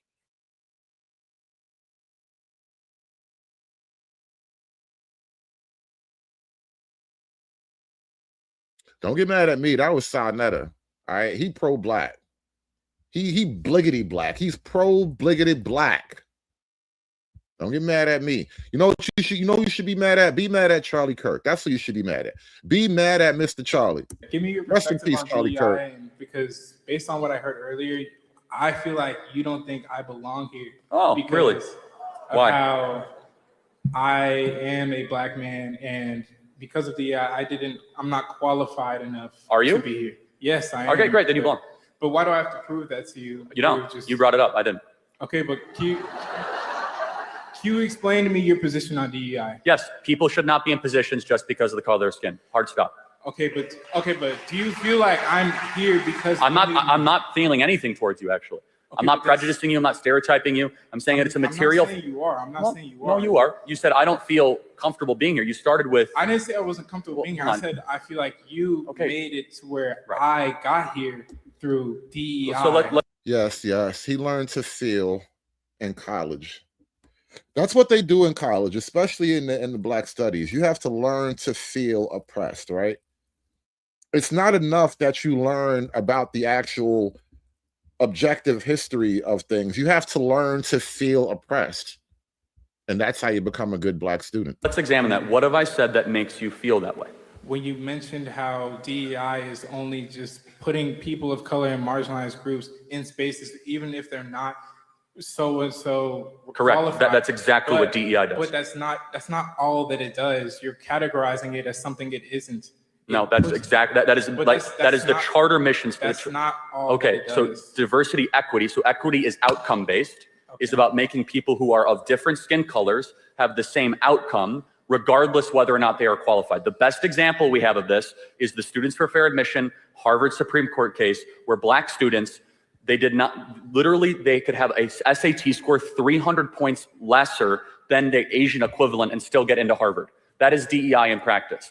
I believe when you're hiring for an organization or for a company or for whatever you are doing, you should prioritize merit and character, and race should mean nothing. We should build around things that matter and not things that don't matter. Okay, but you have to also take into the fact that Black people have only been able to completely legally be able to make profit for themselves for around 60 years. And this is it. He thinks the white man is holding you back. Do you know that even before the civil rights movement, which is roughly what he's referring to, there were black millionaires, there were black professionals. We had, I mean, even Big J just told you the first HBCU was founded during slavery. I mean, it's not like there was no success out there. People were doing things. They just don't like to tell you about it because they want you to be angry. No. Since segregation ended in 1965 and the Equal Rights Act in 1965, so what you're telling, there's not. How does that, so let's talk about you. How did that impact you? How did something that happened 60 years ago impact your life? It impacts me all the time. How? What do you, okay. You're at Texas A&M, you're doing great. Okay, yes, sure, yeah. So aren't you a living example that all that's a bunch of nonsense and you could just act good and, you know, behave well and succeed? But there's also living examples of the exact opposite. If you look in the impoverished neighborhoods in certain parts of Chicago or St. Louis, there's black communities being thrown aside because they're not getting education. Thrown aside? Okay, yes, so aside. I think we can get somewhere. Why have the black community gotten poorer since the passage of the Civil Rights Act? Tell me that. Because of the way the culture has been perpetuated through the years. Hold on. Think about it. Didn't I tell you that is the ultimate demarcation line? It's the Civil Rights Act. Why did things start getting bad after the Civil Rights era? So they were richer when we were segregated and more racist. America's become less racist. What about Tulsa? Yeah, no one's going to defend what happened in Tulsa again. But let's talk. We're talking about a lot of different cities. We're talking about Chicago, Tulsa. But let's again. This is a very important point. Do you think the fact that 70% of black youth don't have a dad around is probably pretty important? That's because of the culture. So respectfully allow me to interject. How does the white culture impact the fact whether or not a black dad stays around when he impregnates a woman? I'm not saying it's the white culture. What is it? The culture that has been perpetuated through the 200 years of slavery, the 100 years of segregation, and Jim Crow laws. The marriage, so I got to interject again. I'm sorry, I don't mean to interrupt too much. But in 1960, before the Civil Rights Act, 20% of black youth had a dad around. Now it's, 20% were single fathers, 80% had a dad around. It's been inverted. So we actually have seen black dads run away from their kids the last 60 years. Why is that? Because of the raised incarceration rates, because of the perpetuated culture. So how does one go to jail? That's obvious. I'm not answering that question. Yeah, so maybe it's because they committed crimes. Okay, but when you're forced for it's not just this is old, this is in the past, this doesn't affect you anymore. Okay, so actually let's take a different group. How did the Holocaust impact Jews? They're doing pretty well. Well, because they got reparations, we didn't. How? What reparations did the Jews get? Through acknowledgement, through money, through No, we acknowledge slavery happened. Okay, but you're sitting here and acting like it plays no role. For the record, I hate when they bring that up because it's always a handicap conversation. You can't actually go all the way in with that topic because No, but to your argument, the Holocaust was 80 years ago. Half of all the Jews on the planet were killed. Everything they earned was taken. Jews are doing great. If all of a sudden something that happened 80 years ago impacts your material prosperity, how did Jews defy the curve? How did poor Asians do so well? Why is it that Asians are now the wealthiest minority in America, many of whom came with no money in the 1950s or 60s? Because of the culture and opportunities that were provided to them. But you're not hearing me out. Black Americans have had the same opportunities. However, people still look at us like criminals every day. Hold on, but I don't look at you like a criminal. I'm not saying you do. I'm saying some people do. But I mean, do you want me to be brutally honest with you, or do you want me to be politically correct? Brutally honest with you. Okay. Do black people commit more crimes than white people? Hey, Raheem, did you call that a rabbit hole? I think we found one of those in Brooklyn like 2 years ago. It was crazy. Did you see the video? I think we had one of those. It was crazy. Shout out to Cafe That's Bueno with the $2. Make it stop. Make it stop. Nigga, please.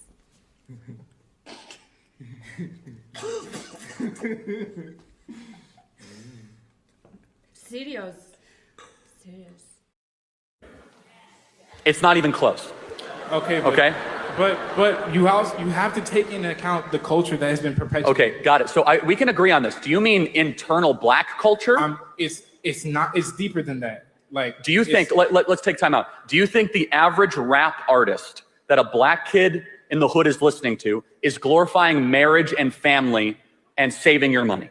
That's what sells because it's a culture thing. It's not just within the black community. I agree. No, but hold on. Everyone listens to it. It's not just isolated. It's bad for everyone who listens to it. The point being is that black youth, as they are being raised, their role models are largely not glorifying staying with one woman, getting married, going to church. And if you're wrong, show me the black role models that are doing that. There might be a couple I could think of, maybe.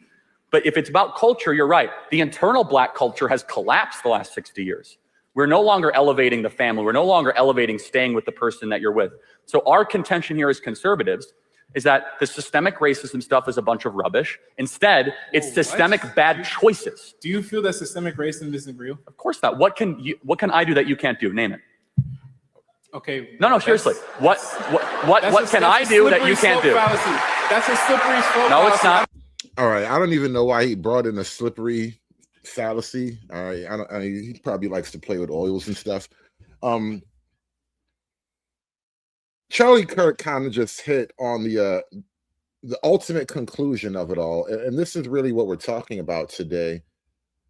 If you're left leaning, like the vast majority of black people are, then you almost automatically, and you have to kind of believe in the idea that pretty much everything wrong in Black America, anything that you can criticize, honestly, in Black America, is mostly the fault of white people, white supremacy, slavery, the historical remnants of Jim Crow and redlining and Lake Lanier. You know, sometimes, you know, the ghost of Lake Lanier come up and get you. You know, that we have to find anything other than the black thing. And it's preferable if we find a white thing. Even per capita, we've even bent the laws of mathematics to avoid just looking at ourselves in the eye. Per capita stats for crime and immigration data is a hypothetical average. It is not real-world data. It works for those on the right, though, because, in some situations, the per capita number is higher and therefore can be weaponized into a scary graph or chart. Per capita. Math is racist, y'all. Math is racist. Let's go back to Google for a minute here. Remember, you can Google the Black struggle. Let's find out more about the historical roots of the Black struggle. Slavery and resistance. The struggle began with the fight for liberation from chattel slavery, using spirituals, drums, and covert communication for solidarity. Reconstruction and Jim Crow. Following emancipation, the fight continued against discriminatory laws, segregation, and violence. Isn't that what we're doing right now? Isn't that what we're fighting right now, to this day? To this day. Discriminatory laws, segregation, and violence. Can't you really describe the entire purpose of the Congressional Black Caucus as basically to protect Black people against those three things? Discriminatory laws, any type of segregation, and racial or governmental violence against Black people, right? We have been fighting those things from day one, and we're fighting them right now. Key eras and movements. The civil rights movement from the 1950s and 60s, right? This is when your culture really started, according to Google, right? This is it right here. The Black struggle started in the 1950s and 60s, right? Black freedom struggle, the broader context, right? It encompasses the civil rights movement, but also includes earlier abolitionism, the Black Power movement, and ongoing efforts for economic and political liberation, according to Stanford University. And that word liberation kills me, because why do Black people need to be liberated, and liberated from whom or what? Liberated from whom or what?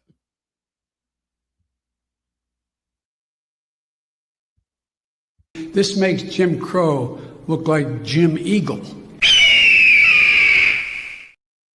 Look, modern manifestations and challenges, systemic racism and activism, movements like Black Lives Matter, protest police brutality, systemic injustice, and building on historical movements for racial justice, right? This is the culture, the struggle. You even have heroes of the culture, you know, your Umars and whatnot.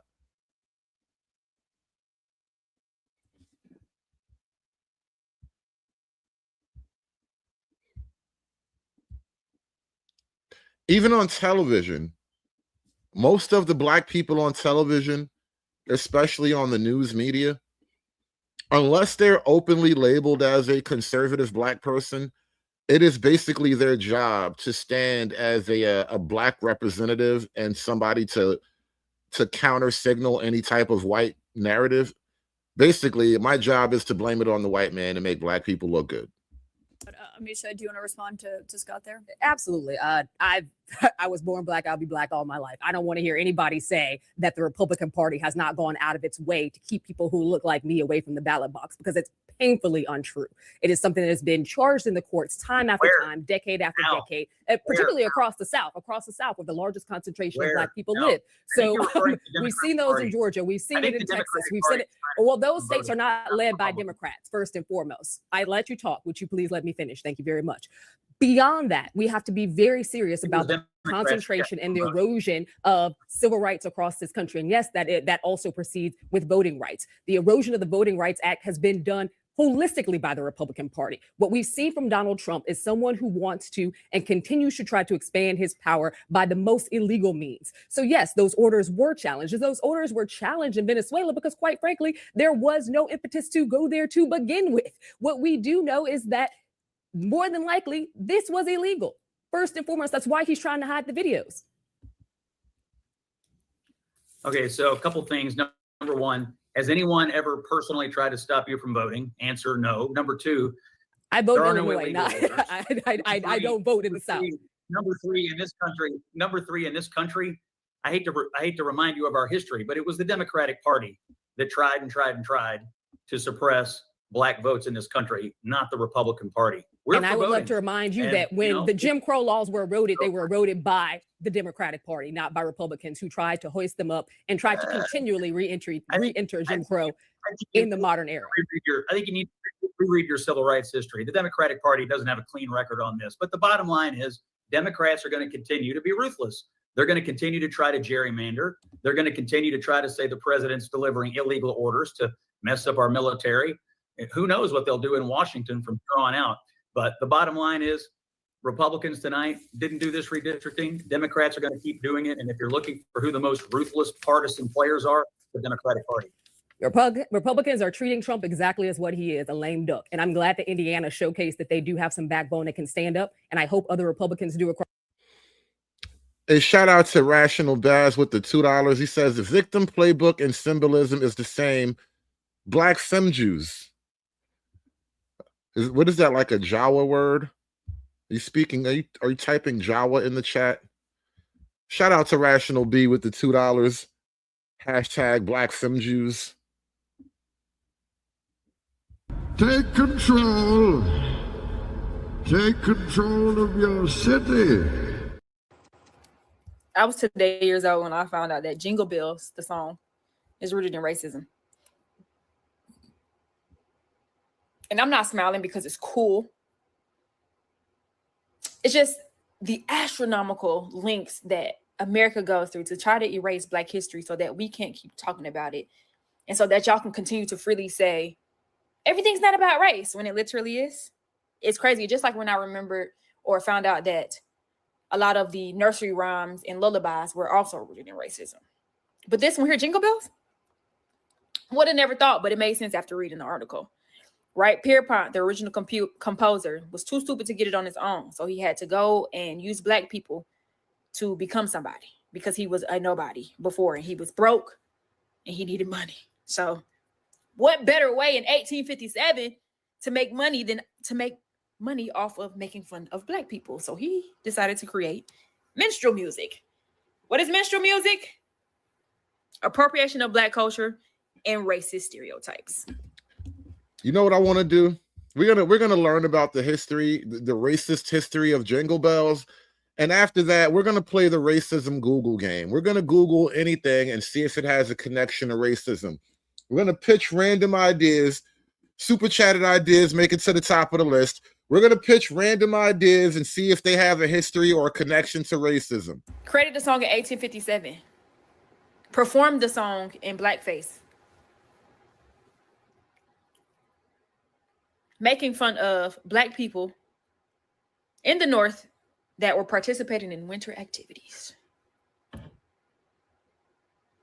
And they were known to be incompetent and grotesque for doing such a thing. And so he created a song, and then he continued to make more songs, and he left his abolitionist family to go and make more minstrel songs in support of slavery. I don't want to ever hear from anyone's mouth, anyone, all sides, Black, brown, white, Asian, all of it, that it's not about race, because it literally is. And until you do right by me, you all know the rest of the line. Oh, America.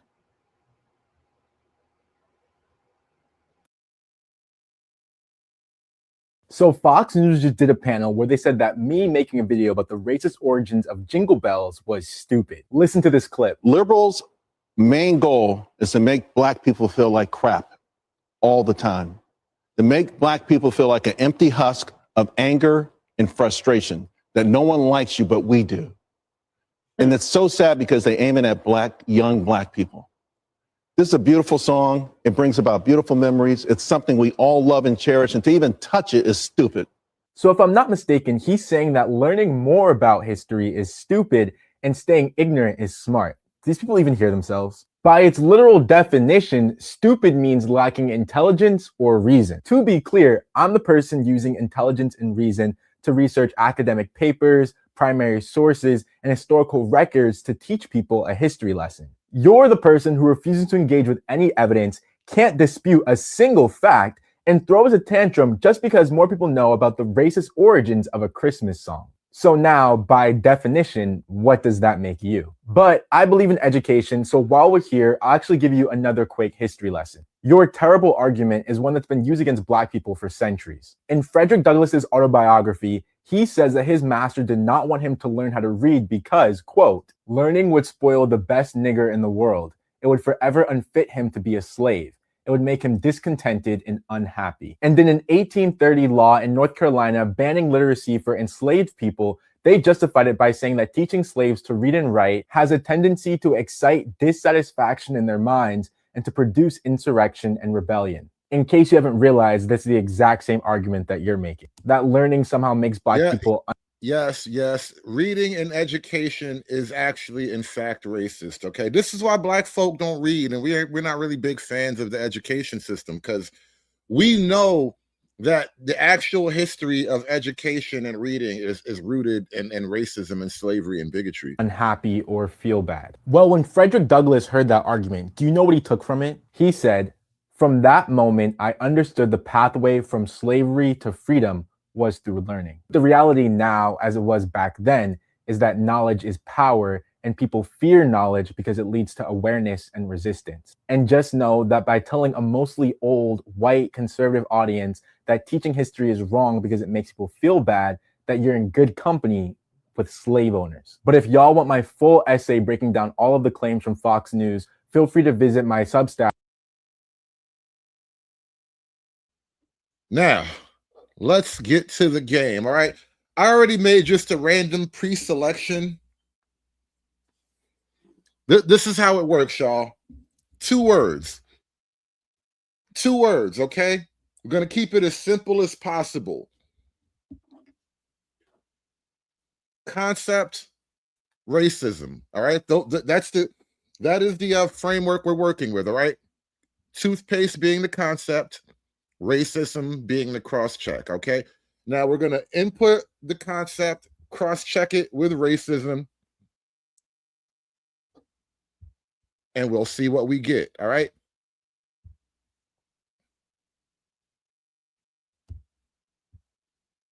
Newports. I'll do my best to keep it short. Newports, if I type in Newports, let me see if I'll just try that right out the bait. Newports, racism. Let's see what happens. How the tobacco industry targeted Black Americans.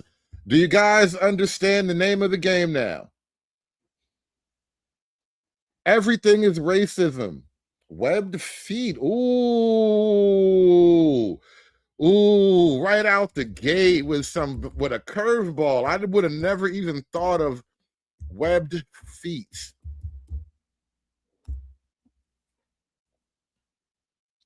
Oh, we got one. Now, this is how I think we can make the drinking game, right? This is how you can make a drinking game. A person pitches an idea. You have to bet whether or not the idea has racism in it or not. If you're right, you're good. If you're wrong, you got to take a drink.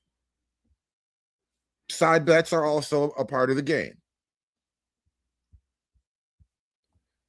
It looks like webbed feet does kind of pass the smell check, but let me see. Let me see if we read a little bit further. The social results discuss general topics of racism, such as a recent incident involving a Cinnabon employee, the Gator bait cheer. Okay. All right. Webbed feet. It looks like webbed feet is free of racism. All right. We have an area that is free of racism. Like I said, super chats go to the top of the list. We will call out flip-flops next. Okay. Flip-flops. All right. Write the rules down. Take this home to your drinking buddies. We are coming up with a whole new drinking game. All right. The racism drinking game. The racism drinking game, you guys. So flip-flop is real racist. I want to talk about it. All right. It looks like we have a hit. Let me pull in Reddit. Reddit's a strange place, but all right. That is the first hit. All right.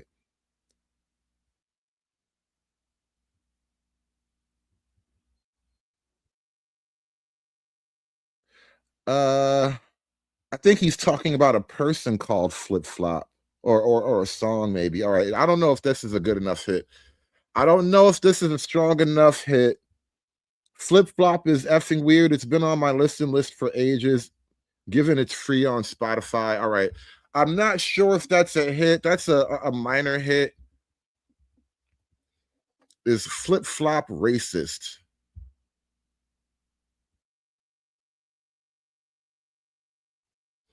No, we're not getting a hit on Flip Flop.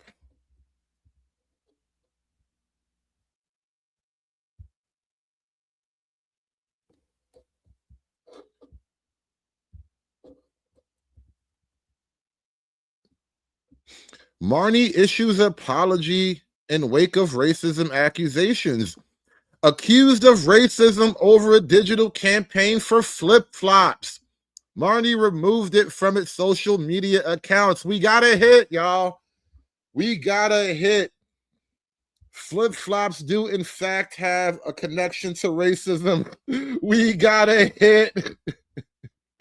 Take a drink, Cafe. Take a drink. Take a drink. We got a hit, y'all. We got a hit. There is, in fact, a history or connection with racism and flip-flops. This is how the game works. You guys know the game. We have created a whole new drinking game. Take this home to your buddies. Take this to the bar. We can get shit-faced and have all these conversations. We can have intellectual, intelligent conversations about racism and drink about it, all right? As proper, modern, refined racisms are supposed to do. This is what we do as a modern racist. You know, we have drinks and we discuss the finer points of the history of racism. I had no idea flip-flops had a connection to racism.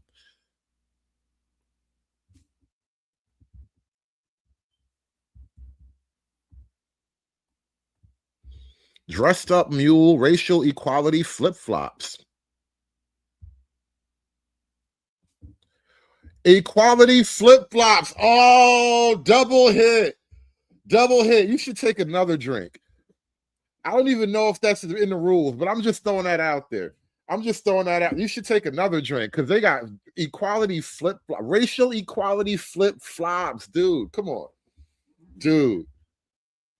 Are freedom seeds, what is a freedom seed? Goodness, oh man. Let's type it in. Let's run it through the Googler.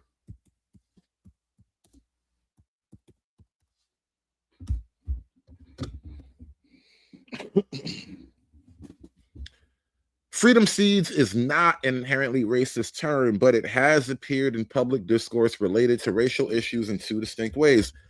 As a positive metaphor, or cultivating equality, self-reliance, or resistance to oppression and racism. All right, there's a soft hit. There's a soft hit. There's a soft hit though. It's kind of there though. As a positive metaphor, cultivating equality, self-reliance, and resistance to oppression and racism. I don't know. I'm giving that a hit. Actually, I think I should give that a hit. It's kind of there, bro. Is that a full hit or a soft hit? Because it says it right there, like cultivating equality, self-reliance, and resistance to oppression and racism. I think freedom seeds are connected to racism, bro.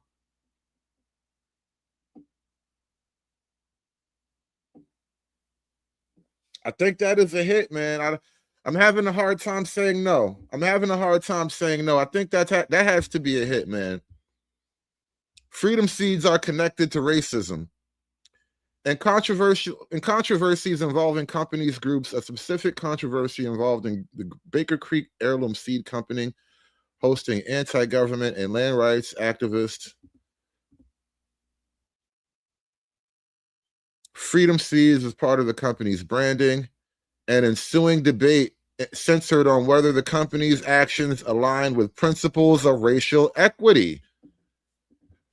I'm giving it a hit, bro.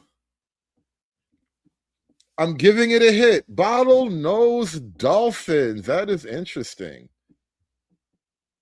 That is interesting.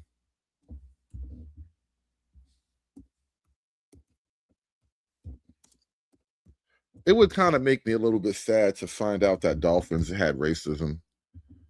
I mean, like, is there any place that's actually safe for a nigga anymore?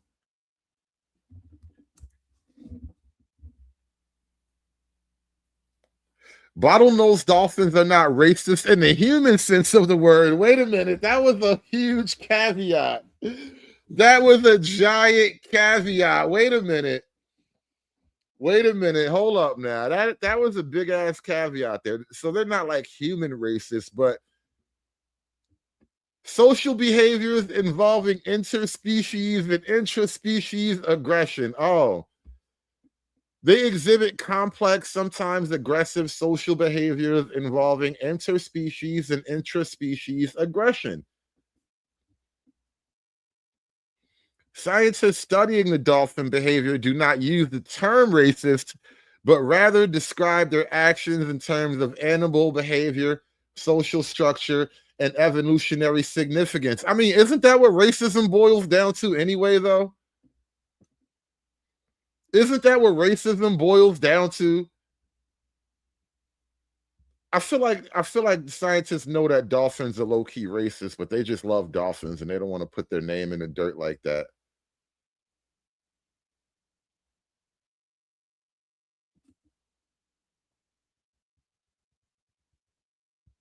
Dolphins are racist, and I can explain. Holy shit, we're getting a hit. All right. We're getting a hit, y'all.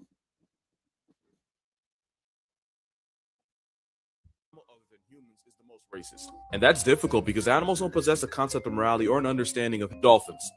It would be dolphins. Nature made them squeak because if dolphins could talk, they would burn Twitter to the ground every time they opened their mouth. And I say that because bottlenose dolphins will bully other dolphins with different colorings or spots for no reason. Like you'll really see dolphins gang up on another dolphin and push it around, and you'll wonder why until you realize the victim has spots and you're watching a hate crime. But by far, the real malicious intent is saved for porpoises. Dolphins will harass and beat porpoises quite literally to death. This porpoisecide can be a result of territorial disputes, food competition, or sexual frustration, but it's far more likely that there are just dolphin supremacists out there. We don't really know what causes dolphins to become perpetrators of first-degree assault, but they'll bludgeon the animal in unprovoked attacks that can break the jaw, bust the ribs, and even fracture the scapula. If this nonsense doesn't kill him, he'll be in perpetual pain. Dolphins are violent racists, bro. They're like the clan of the ocean, bro. Dolphins are like the clan of the sea. Yo, I had no idea dolphins are like ocean clan members, bro. They be banging on the spotted dolphins, man. Had a spotted dolphin dragged by a boat one time. It was terrible. They chained a spotted dolphin to the back of a boat and they dragged them. They dragged them for 40 nautical miles, bro. It was horrible. It was horrible. Not to mention, sometimes they Cosby them too. Sometimes 20 bottle faces will gang up on one porpoise with a flurry of whistles and clicks that definitely translates to chants of dolphin power and choice racial slurs. Yeah, dolphins are racist and they're not shy about it. Someone on Instagram DM me and asked me what I think the most disrespected animal in nature is, and after thinking about it, seals get violated by almost everyone. First of all, they get clapped so badly by great whites they call it the KKK. All right, so we got dolphins out the way. We got dolphins out of the way, bro. I didn't even see. Look, this is an educational and it's an entertaining game. All right, it's fun and it's educational, and you get to drink if you do it right. This is the racism drinking game. We combine any concept known to man, we cross-reference it with racism, and we do a Google check. All right, board games. Let's go. Let's go. Board games.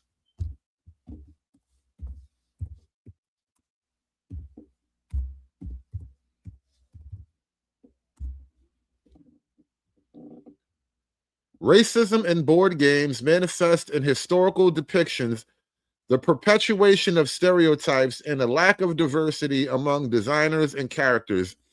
This has led to critical discussions within the gaming community and the creation of games designed to address racial inequity. Now, being the person that pitches the idea, you automatically have to drink if you get a hit. So you got to take a drink. Anybody who bets along with you has to take a drink. This is the racism drinking game, y'all. There's racism in almost everything. We're like 1 for like 8 right now. Really, we've only had one no hit. One complete no hit. We've had like 4, maybe 6 ideas. 2 of them we got super chatted. We have no hits, y'all. The only thing that is safe is what? Webbed feet.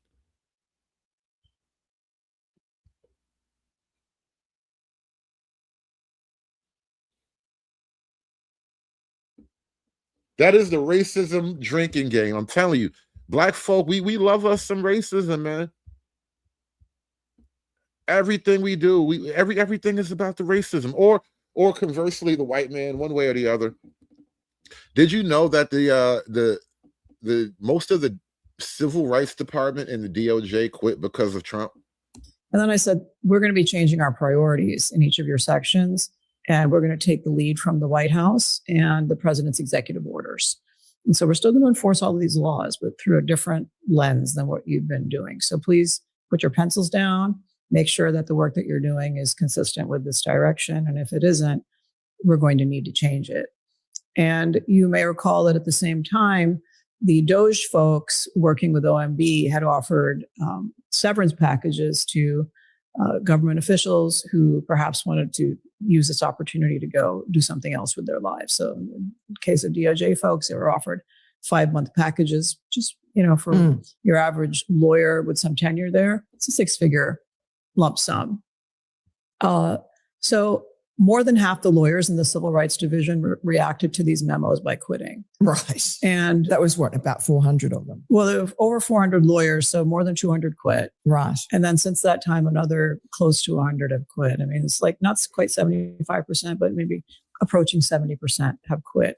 And they did it in phases. And I think there was some denial, and, they had crying sessions together, and they had, because you asked them to obey the law yes, and just follow what the democratically elected president's priorities were. And frankly, it was shocking to them. They had unhappy hours, things like that. It was like a lot of drama and hand wringing. And they have a support group outside and a spokesperson who constantly goes on MSNBC and trashes me and what we're doing.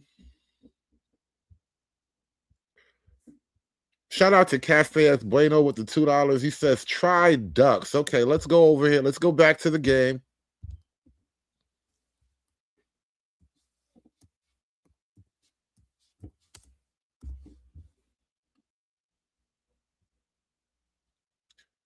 Ducks racism refers to several contexts.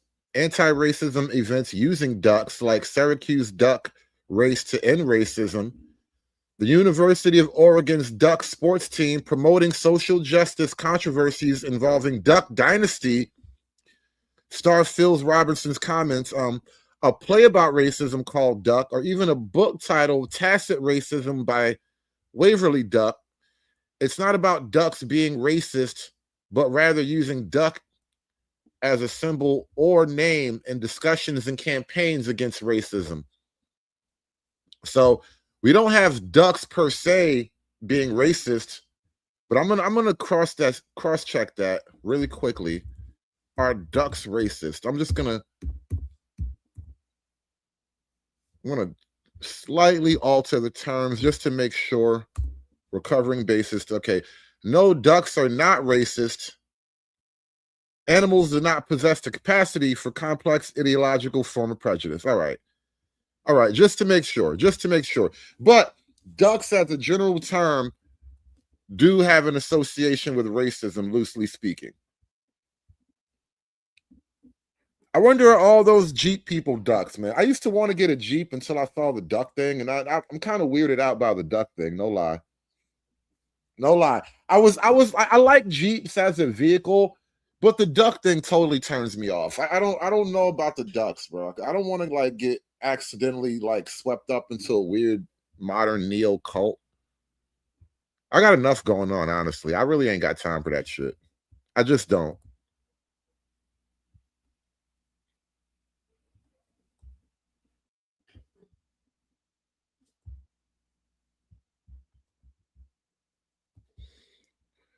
But damn, you really can't scroll through Twitter live. I was just scrolling looking for something, and you definitely can't scroll through Twitter while you're live on air.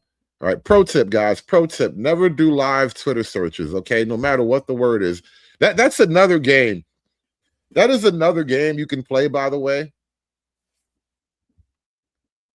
is sand racist? That look. How you type in any word on Twitter and you do a random search, and I promise you some type of adult content will pop up. Is sand racist? I already know what's going to pop up. I type in sand racism.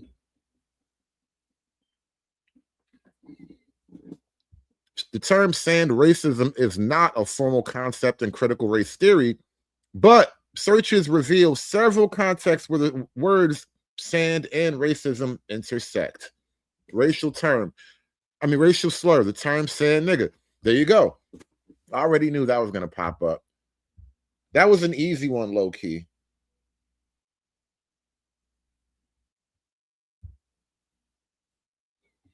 Science already has a history of racism.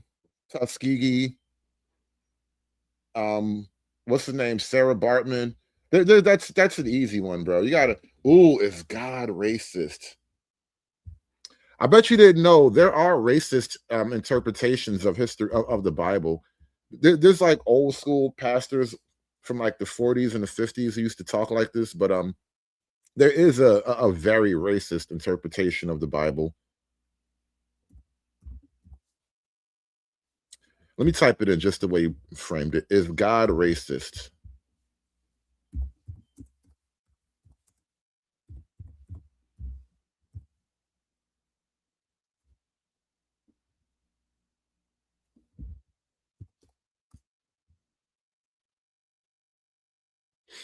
In the view of major world religions, God is not considered racist. Well, that's a broad overview, but all right, so basically, no. Basically, no.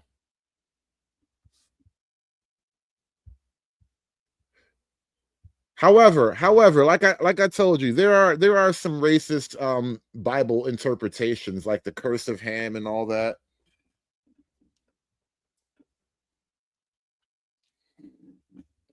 And not only that, but if you get into the Old Testament,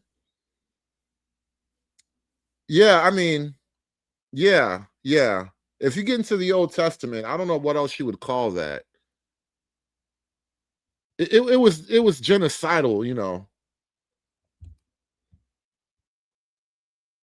There was a lot of genocidal ethnocentrism in the Bible, at least. And I'm pretty sure if you go into the Quran, you could find some other racist ideas thrown around.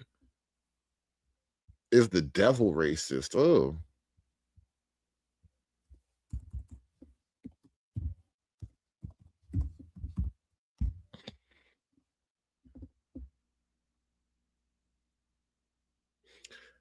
He is the heart of racism. He is where the racism, and that's interesting because now racism would be considered a sin, where I don't know that racism is actually a sin. He said, in Christianity, racism is generally viewed as a sin and a form of hatred that is fundamentally opposed to God's creation of all humanity. The devil is seen as exploiting human differences to create division and destroy the unity intended by creation. The idea that racism is demonic is a common theme in some Christian discussions on social justice. Oh, this is gay Christian. Never mind. See, Google gave me the gay definition of Christianity. I knew there was something wrong. I knew there was something wrong. Google is nerfing the definition of Christianity here. Because I'm telling you, there are some interpretations that by our modern usage, we would call racist, right? Racism is demonic is a concept in social justice church.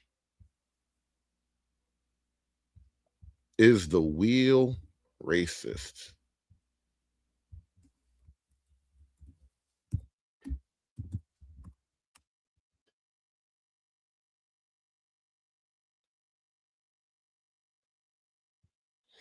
Hate symbols, the sun wheel, or Sonarand, also known as the Black Sun, or Sun Cross, a version of the Celtic cross, is an ancient European symbol with countless variations.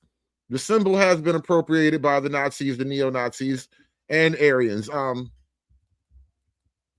Little bit. Your wheel in the sky is giving me racism vibes, bro. Your wheel in the sky is giving me racism vibes, bro.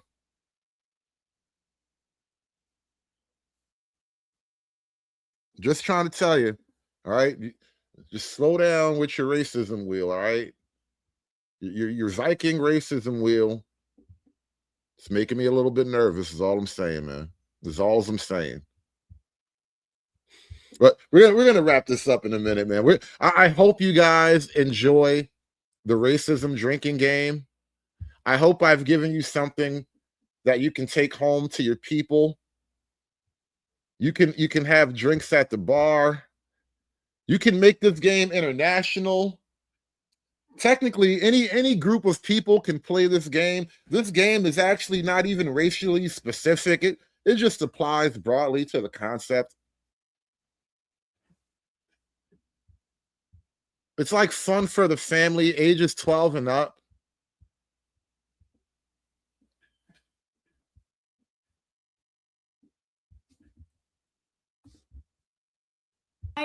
I don't really want any more immigrants here. I don't want any more legal immigrants, and I don't want any more illegal immigrants. We have enough people as it is. Well, because it makes Americans suffer. It not only affects the culture, so it changes the demographics of the country, which will affect the white people who live in this country, but it's also going to affect, Angel, let me guess. Tornadoes are racist because they mostly affect white people, right? I mean, tornadoes are anti-racist because they mostly damage white people and white homeowners and like trailer parks and whatnot. Because, black folks don't live in trailer parks. Things like housing. Now Americans are struggling with housing. The cost of housing is going way up because now we're competing with millions of other people. I'm tired of the fake outrage, the fake patriotism, the fake concern. Every time I see white folks online talking about why they don't want immigrants here, legal or illegal, the reason is always the same. It's competition. Plain and simple. White folks in this country are so used to getting handouts.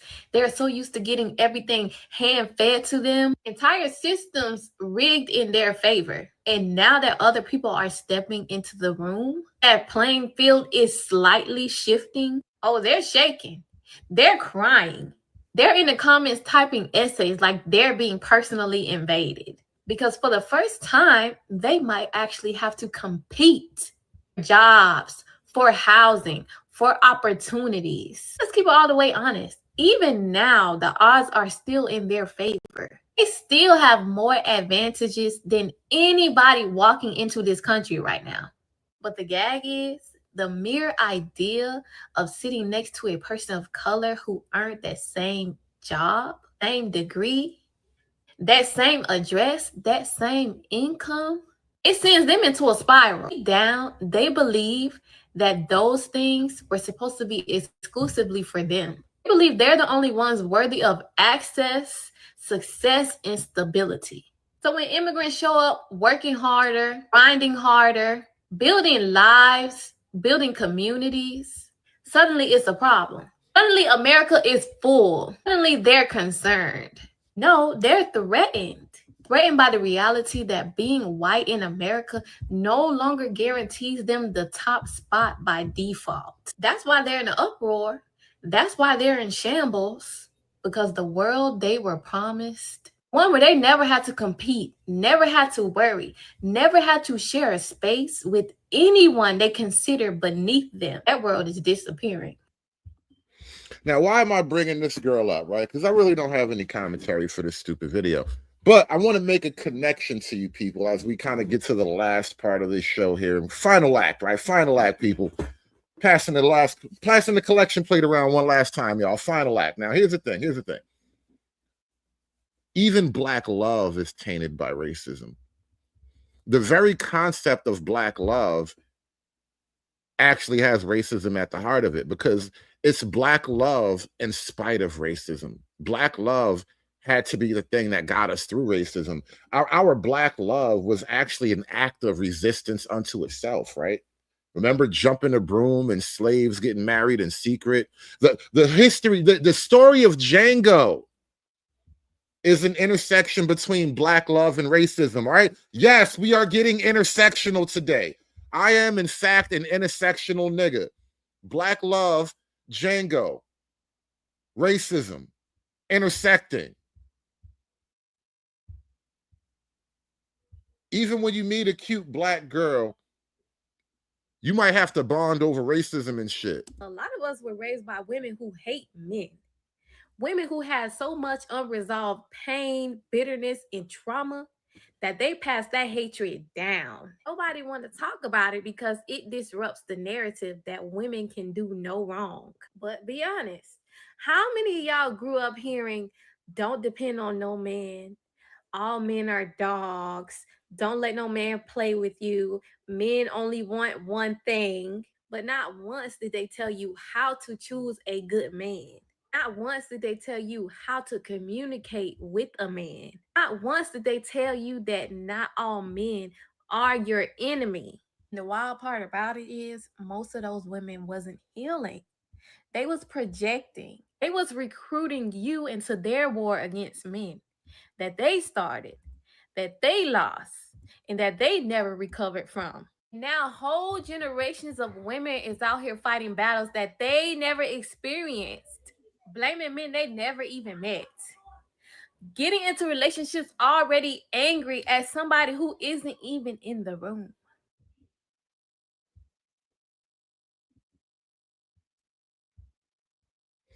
Now, I'm going to take you guys. I just did a random thing, all right? I just did a thing. I pulled up the term Black love and racism on YouTube, right? I also did a quick check, playing the game, Black love and racism, and of course we get a hit.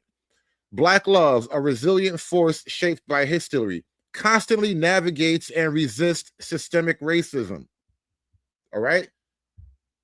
Even your black love has racism at the heart of it. Everything you do black has racism or white people connected to it. Now, let's go to this PBS documentary. It's only 2 minutes and 16 seconds long, which is a great test theory. Great short space to test the theory. I wonder how long it takes for them to mention racism, struggle, resistance, oppression, the white man, Mr. Charlie, anything like that. And I'm going to run it. I'm going to play it at a little bit quicker speed just for the sake of time.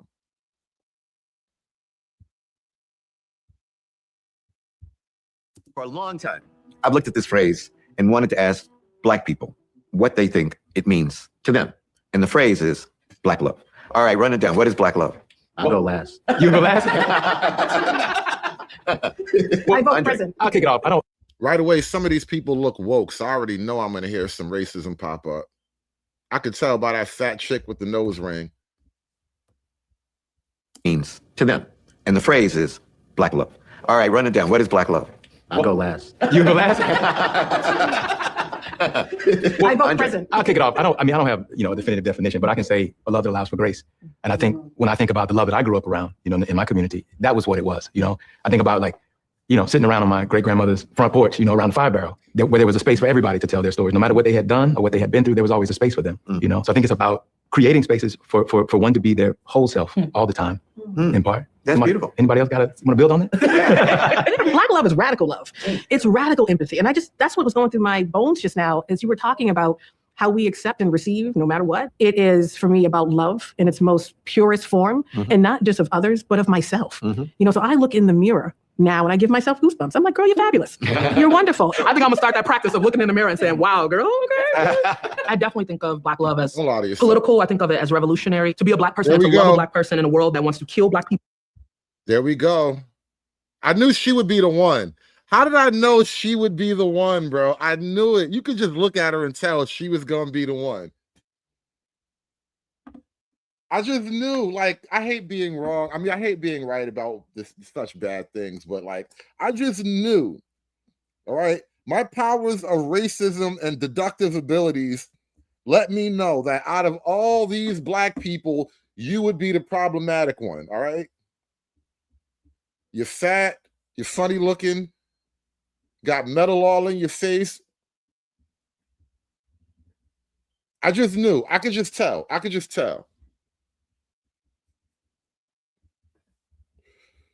What was that line from The Color Purple? So you're fat, you're black. I forgot how they was talking shit in The Color Purple. About to have one of those moments. In a world that tells black people that they are ugly, that they are invaluable, that they are unintelligent, it's a testament to just living and surviving.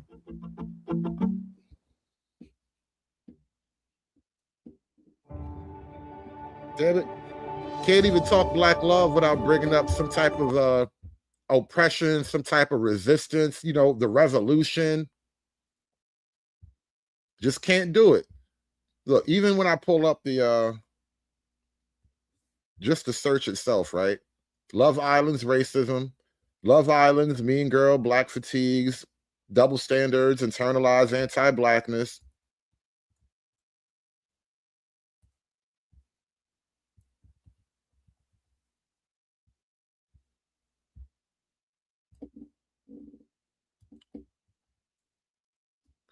Now, let me see what else we get over here. Let's go back to the Google search. Let me see if I pull up a video, if anything pops up.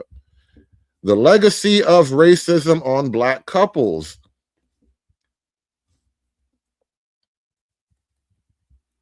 Black history, black freedom, and black love. Can love overcome racism in South Africa?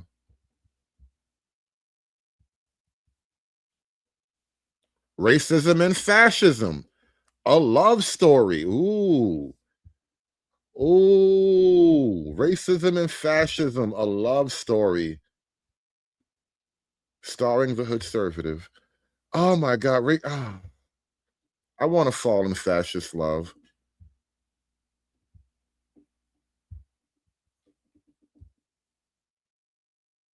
I am most delighted to introduce Dr. Anthony Chambers. Not only is he a very talented and brilliant psychologist, he's also a very kind, relatable, and gentle person. And I have so much appreciated his warmth as well as his knowledge. Dr. Anthony Chambers is the Chief Academic Officer at the Family Institute at Northwestern University. He is also the Director of Northwestern University Center for Applied Psychological and Family Studies. Also a clinical professor in the Department of Psychology. He is the former president of the American Psychological Association Society for Couple and Family Psychology, and past important to talk about too. So one is interracial couples, and I'm going to talk a bit about how the whole population of interracial couples has actually really increased significantly. And if you're going to be working with African American couples, a good chance you're also going to be having interracial couples that are going to be coming into your office. And so I'm going to talk tonight about that. And then step families, and I'm going to share some data about that, but it's one of the things that we don't get nearly enough training in working with, but it's such a complicated yet rich. This nigga actually studied Black love and racism, y'all. He found the data on Black love and racism. Also, an important thing for the therapist to be able to understand and realize that, yeah, it's also controversial.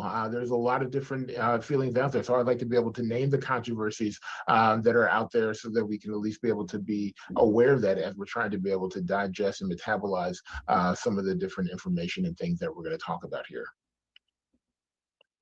So historical considerations, it was a myth to say that slavery was, completely responsible for unstable African-American families. In fact, census data and marriage license show that two-parent families were the dominant family structure in 1860.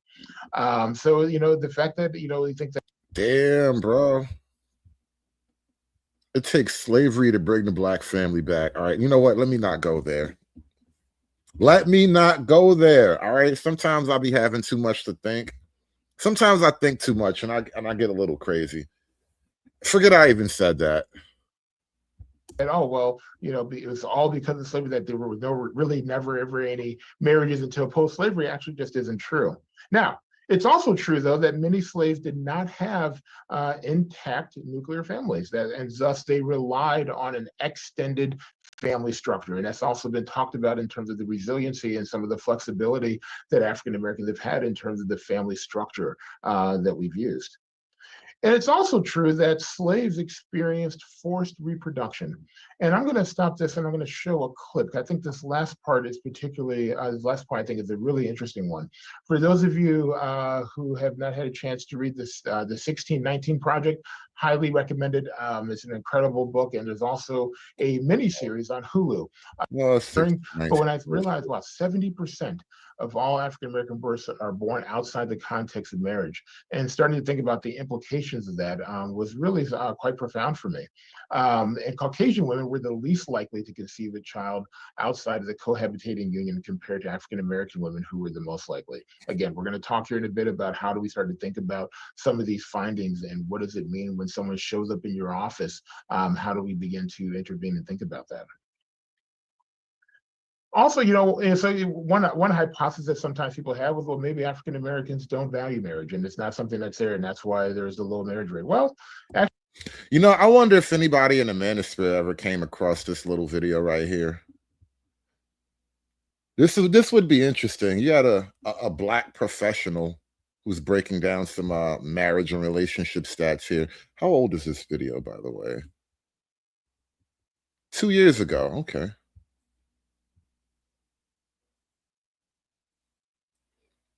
Skepticism can really facilitate. In fact, research shows that African American women are less forgiving than Caucasian women when it comes to infidelity. Oh, we might have to revisit this chart for later study. Or African American women can put up an emotional wall in anticipation of expecting their partner to cheat. Oh shit, we just hit some deep stuff here. Some deep study. Ooh. Studying Black love is a roller coaster, man. You discover shit that you didn't expect to discover. You step on landmines and stuff like that.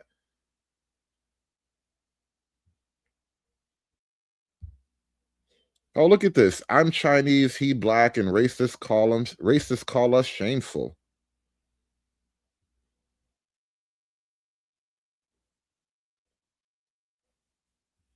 Black men love white women over Black women who prefer to be with racist white men. This is crazy.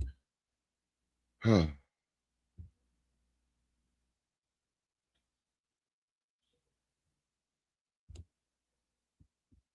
wonder what Dr. Amos Wilson had to say about Black love. Now I'm curious. What does Amos Wilson have to say about Black love? I was asked to speak on male-female relations, and I will do that, as well as deal with some other issues related to the survival and the advancement of the Black community. I'd like also to invite you down at about 2 us. And it is necessary for those people who rule over us and who rule over African people the world over, if those people are to stay in power, and there it is.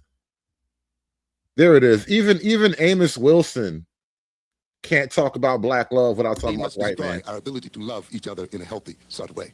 What we have for one another is the greatest threat to the people who rule over us.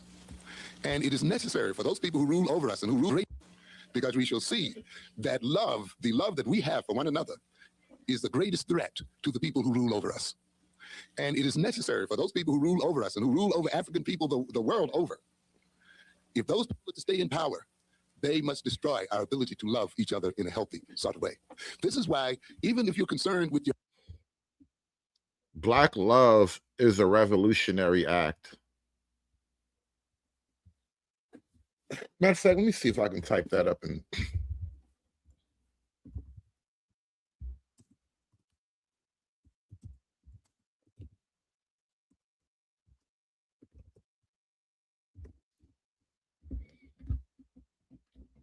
Yeah, Black love is not revolutionary. That's the first video that popped up. That's funny. Black love is revolutionary. Black love is revolutionary. Black love is a revolutionary act. Dr. Francis C. Welsing, that's the OG. Black love is a revolutionary act. Even your love, even your D&P conversations are low-key connected to the white man. I could have done this whole show just on this alone, technically. One thing is I've learned that from football. There's no losses, there's only lessons, right? And when you're talking about Black love, you have to separate Black love from all the other ones because it's revolutionary, right? In this country, they've criminalized the Black experience. So you just being Cam, walking around, means that you're never unarmed, and you're always a threat because you're Black, which means you, with a Black woman, is twice the threat. That's why Black love is so revolutionary, because we weren't even allowed to be married. They took the Black man out of the home, made Black women raise their kids on their own, taught them to fear Black men, taught the world to fear Black men, and over-sexualized Black women. So when you see a Black couple, you have to think about 400 years of them using media. Who was they or them, those people who did those things? You see what I mean? Even Black love, even your love is revolutionary. Even gay Black love. Now, I'll have you know for a fact that the most revolutionary Black love is gay Black love. I'm not going to click on that video, but Vogue presents, all right, Black love, right? That's the most revolutionary form of Black love, is the gay Black love. Look at them being all revolutionary and gay and stuff. You see that there? You see that Black love is a revolutionary force against white supremacy.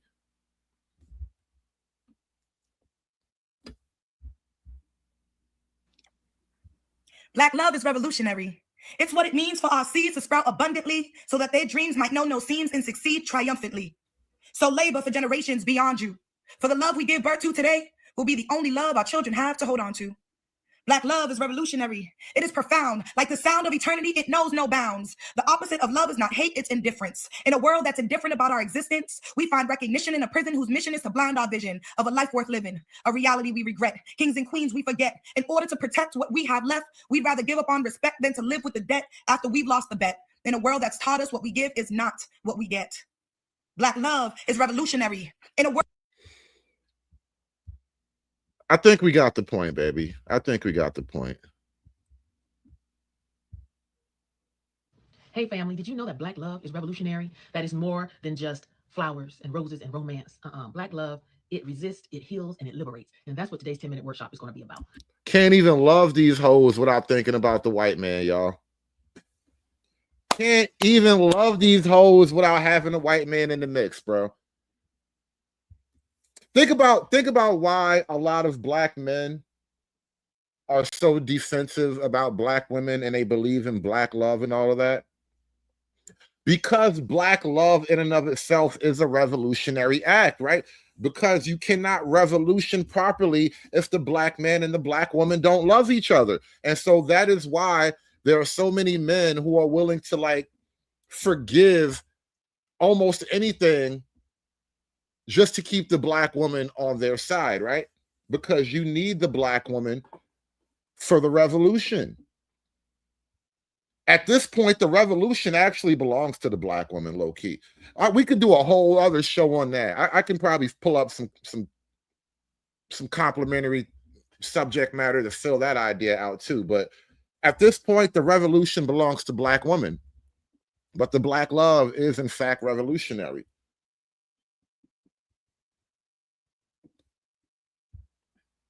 This is not your ordinary dashiki, hunk, incense burning, you are my queen, you are my moon, or I hate all my exes love poem.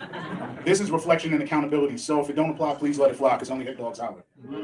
See, to me, black love to me has always been revolutionary, because there are moments where hatred has threatened our safety and well-being. Our love has always been the glue that holds us together through difficult times.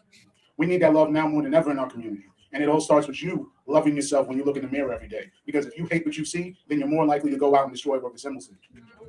See, I had to learn to love myself and understand that just because I'm not a millionaire or billionaire and don't have the body of a fitness instructor, that doesn't mean I have nothing to offer, because I got a heart of gold, and that's priceless. That's what.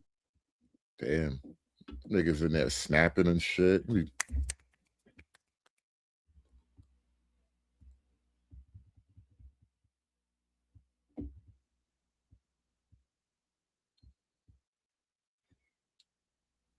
Black history, black freedom, and black love.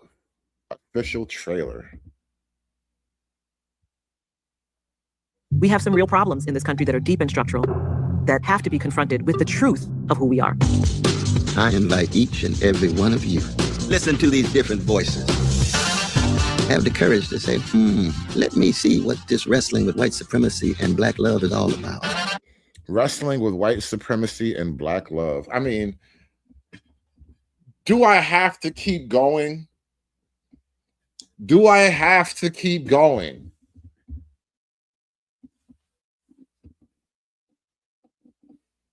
The entire black universe is orbiting around white people or whiteness in some type of way. It is intimately connected. You cannot escape it. You can't run from it. You can't hide from it. You shouldn't even lie about it. You should just own it. You should just own it, all right? This is what it is. To be black is to escape white people. You are forever escaping white people. Can't keep running away. Can't keep running away. You niggas, this is what black ultimately means. When I look at it objectively, when I gather evidence, like I shouldn't even be able to gather evidence. I shouldn't even be able to make a case about this if it wasn't true. Right? That's literally not how evidence works, right? But here we are, 2.5 hours later. I think I've made my point. This is all you niggas talk about. I'm gonna run the one last video. I didn't run this one yet because they're all stupid, and I get tired of responding to stupid shit. But you know, most of Black social media is some version of this type of content.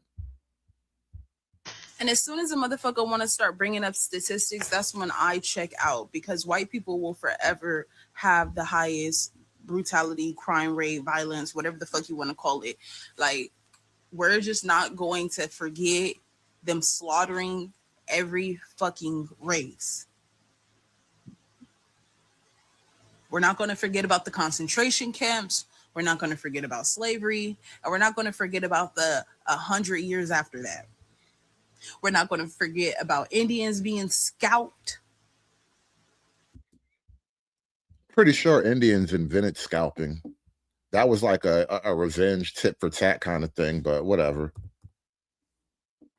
You have a very, very heavily decorated septum ring, so I know your shit is extra thick. Your bullshit is extra thick. Forget about slavery, and we're not going to forget about the 100 years after that. We're not going to forget about Indians being scalped. We're just not. No. We're gonna celebrate that. We're gonna put Indians. We're gonna name stuff after Indians. We're gonna name teams after Indians. We're gonna name towns after Indians and stuff. And then we're just gonna get on with our lives. That's pretty much how it goes.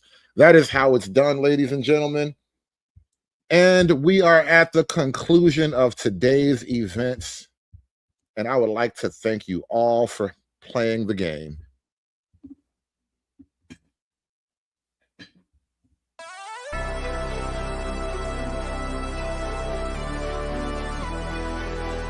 Please enjoy the racism drinking game. Like I said, take it home to your buddies. All you need is a phone with some internet access and a bottle of your chosen spirit. Tell your children to drink responsibly.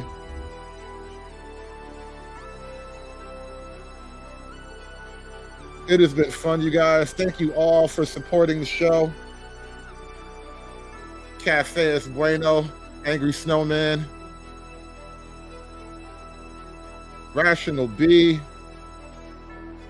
Shout out to Prada Mango. The return of patriarchy strikes back, y'all. Sigma Jones. Appreciate everybody coming through. It is getting late. It is cold outside. I am on my way to work. We're gonna get ready for another overnight run. I will catch you guys tomorrow. Well, probably not. I got things to do. That being said, y'all, you hang in there. Have a great day. Enjoy the weekend, y'all. It's Saturday, but it's cold as hell, but it's still Saturday, y'all. Catch y'all on the next one, man. Thanks for hanging out with me, y'all. Aspiring to be patriarchs like what white men have, that isn't freedom. That isn't going to help anybody. It's certainly not going to help Black people.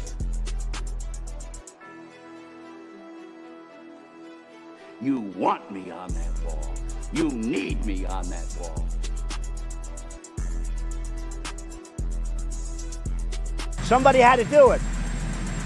I am the chosen one. Somebody had to do it.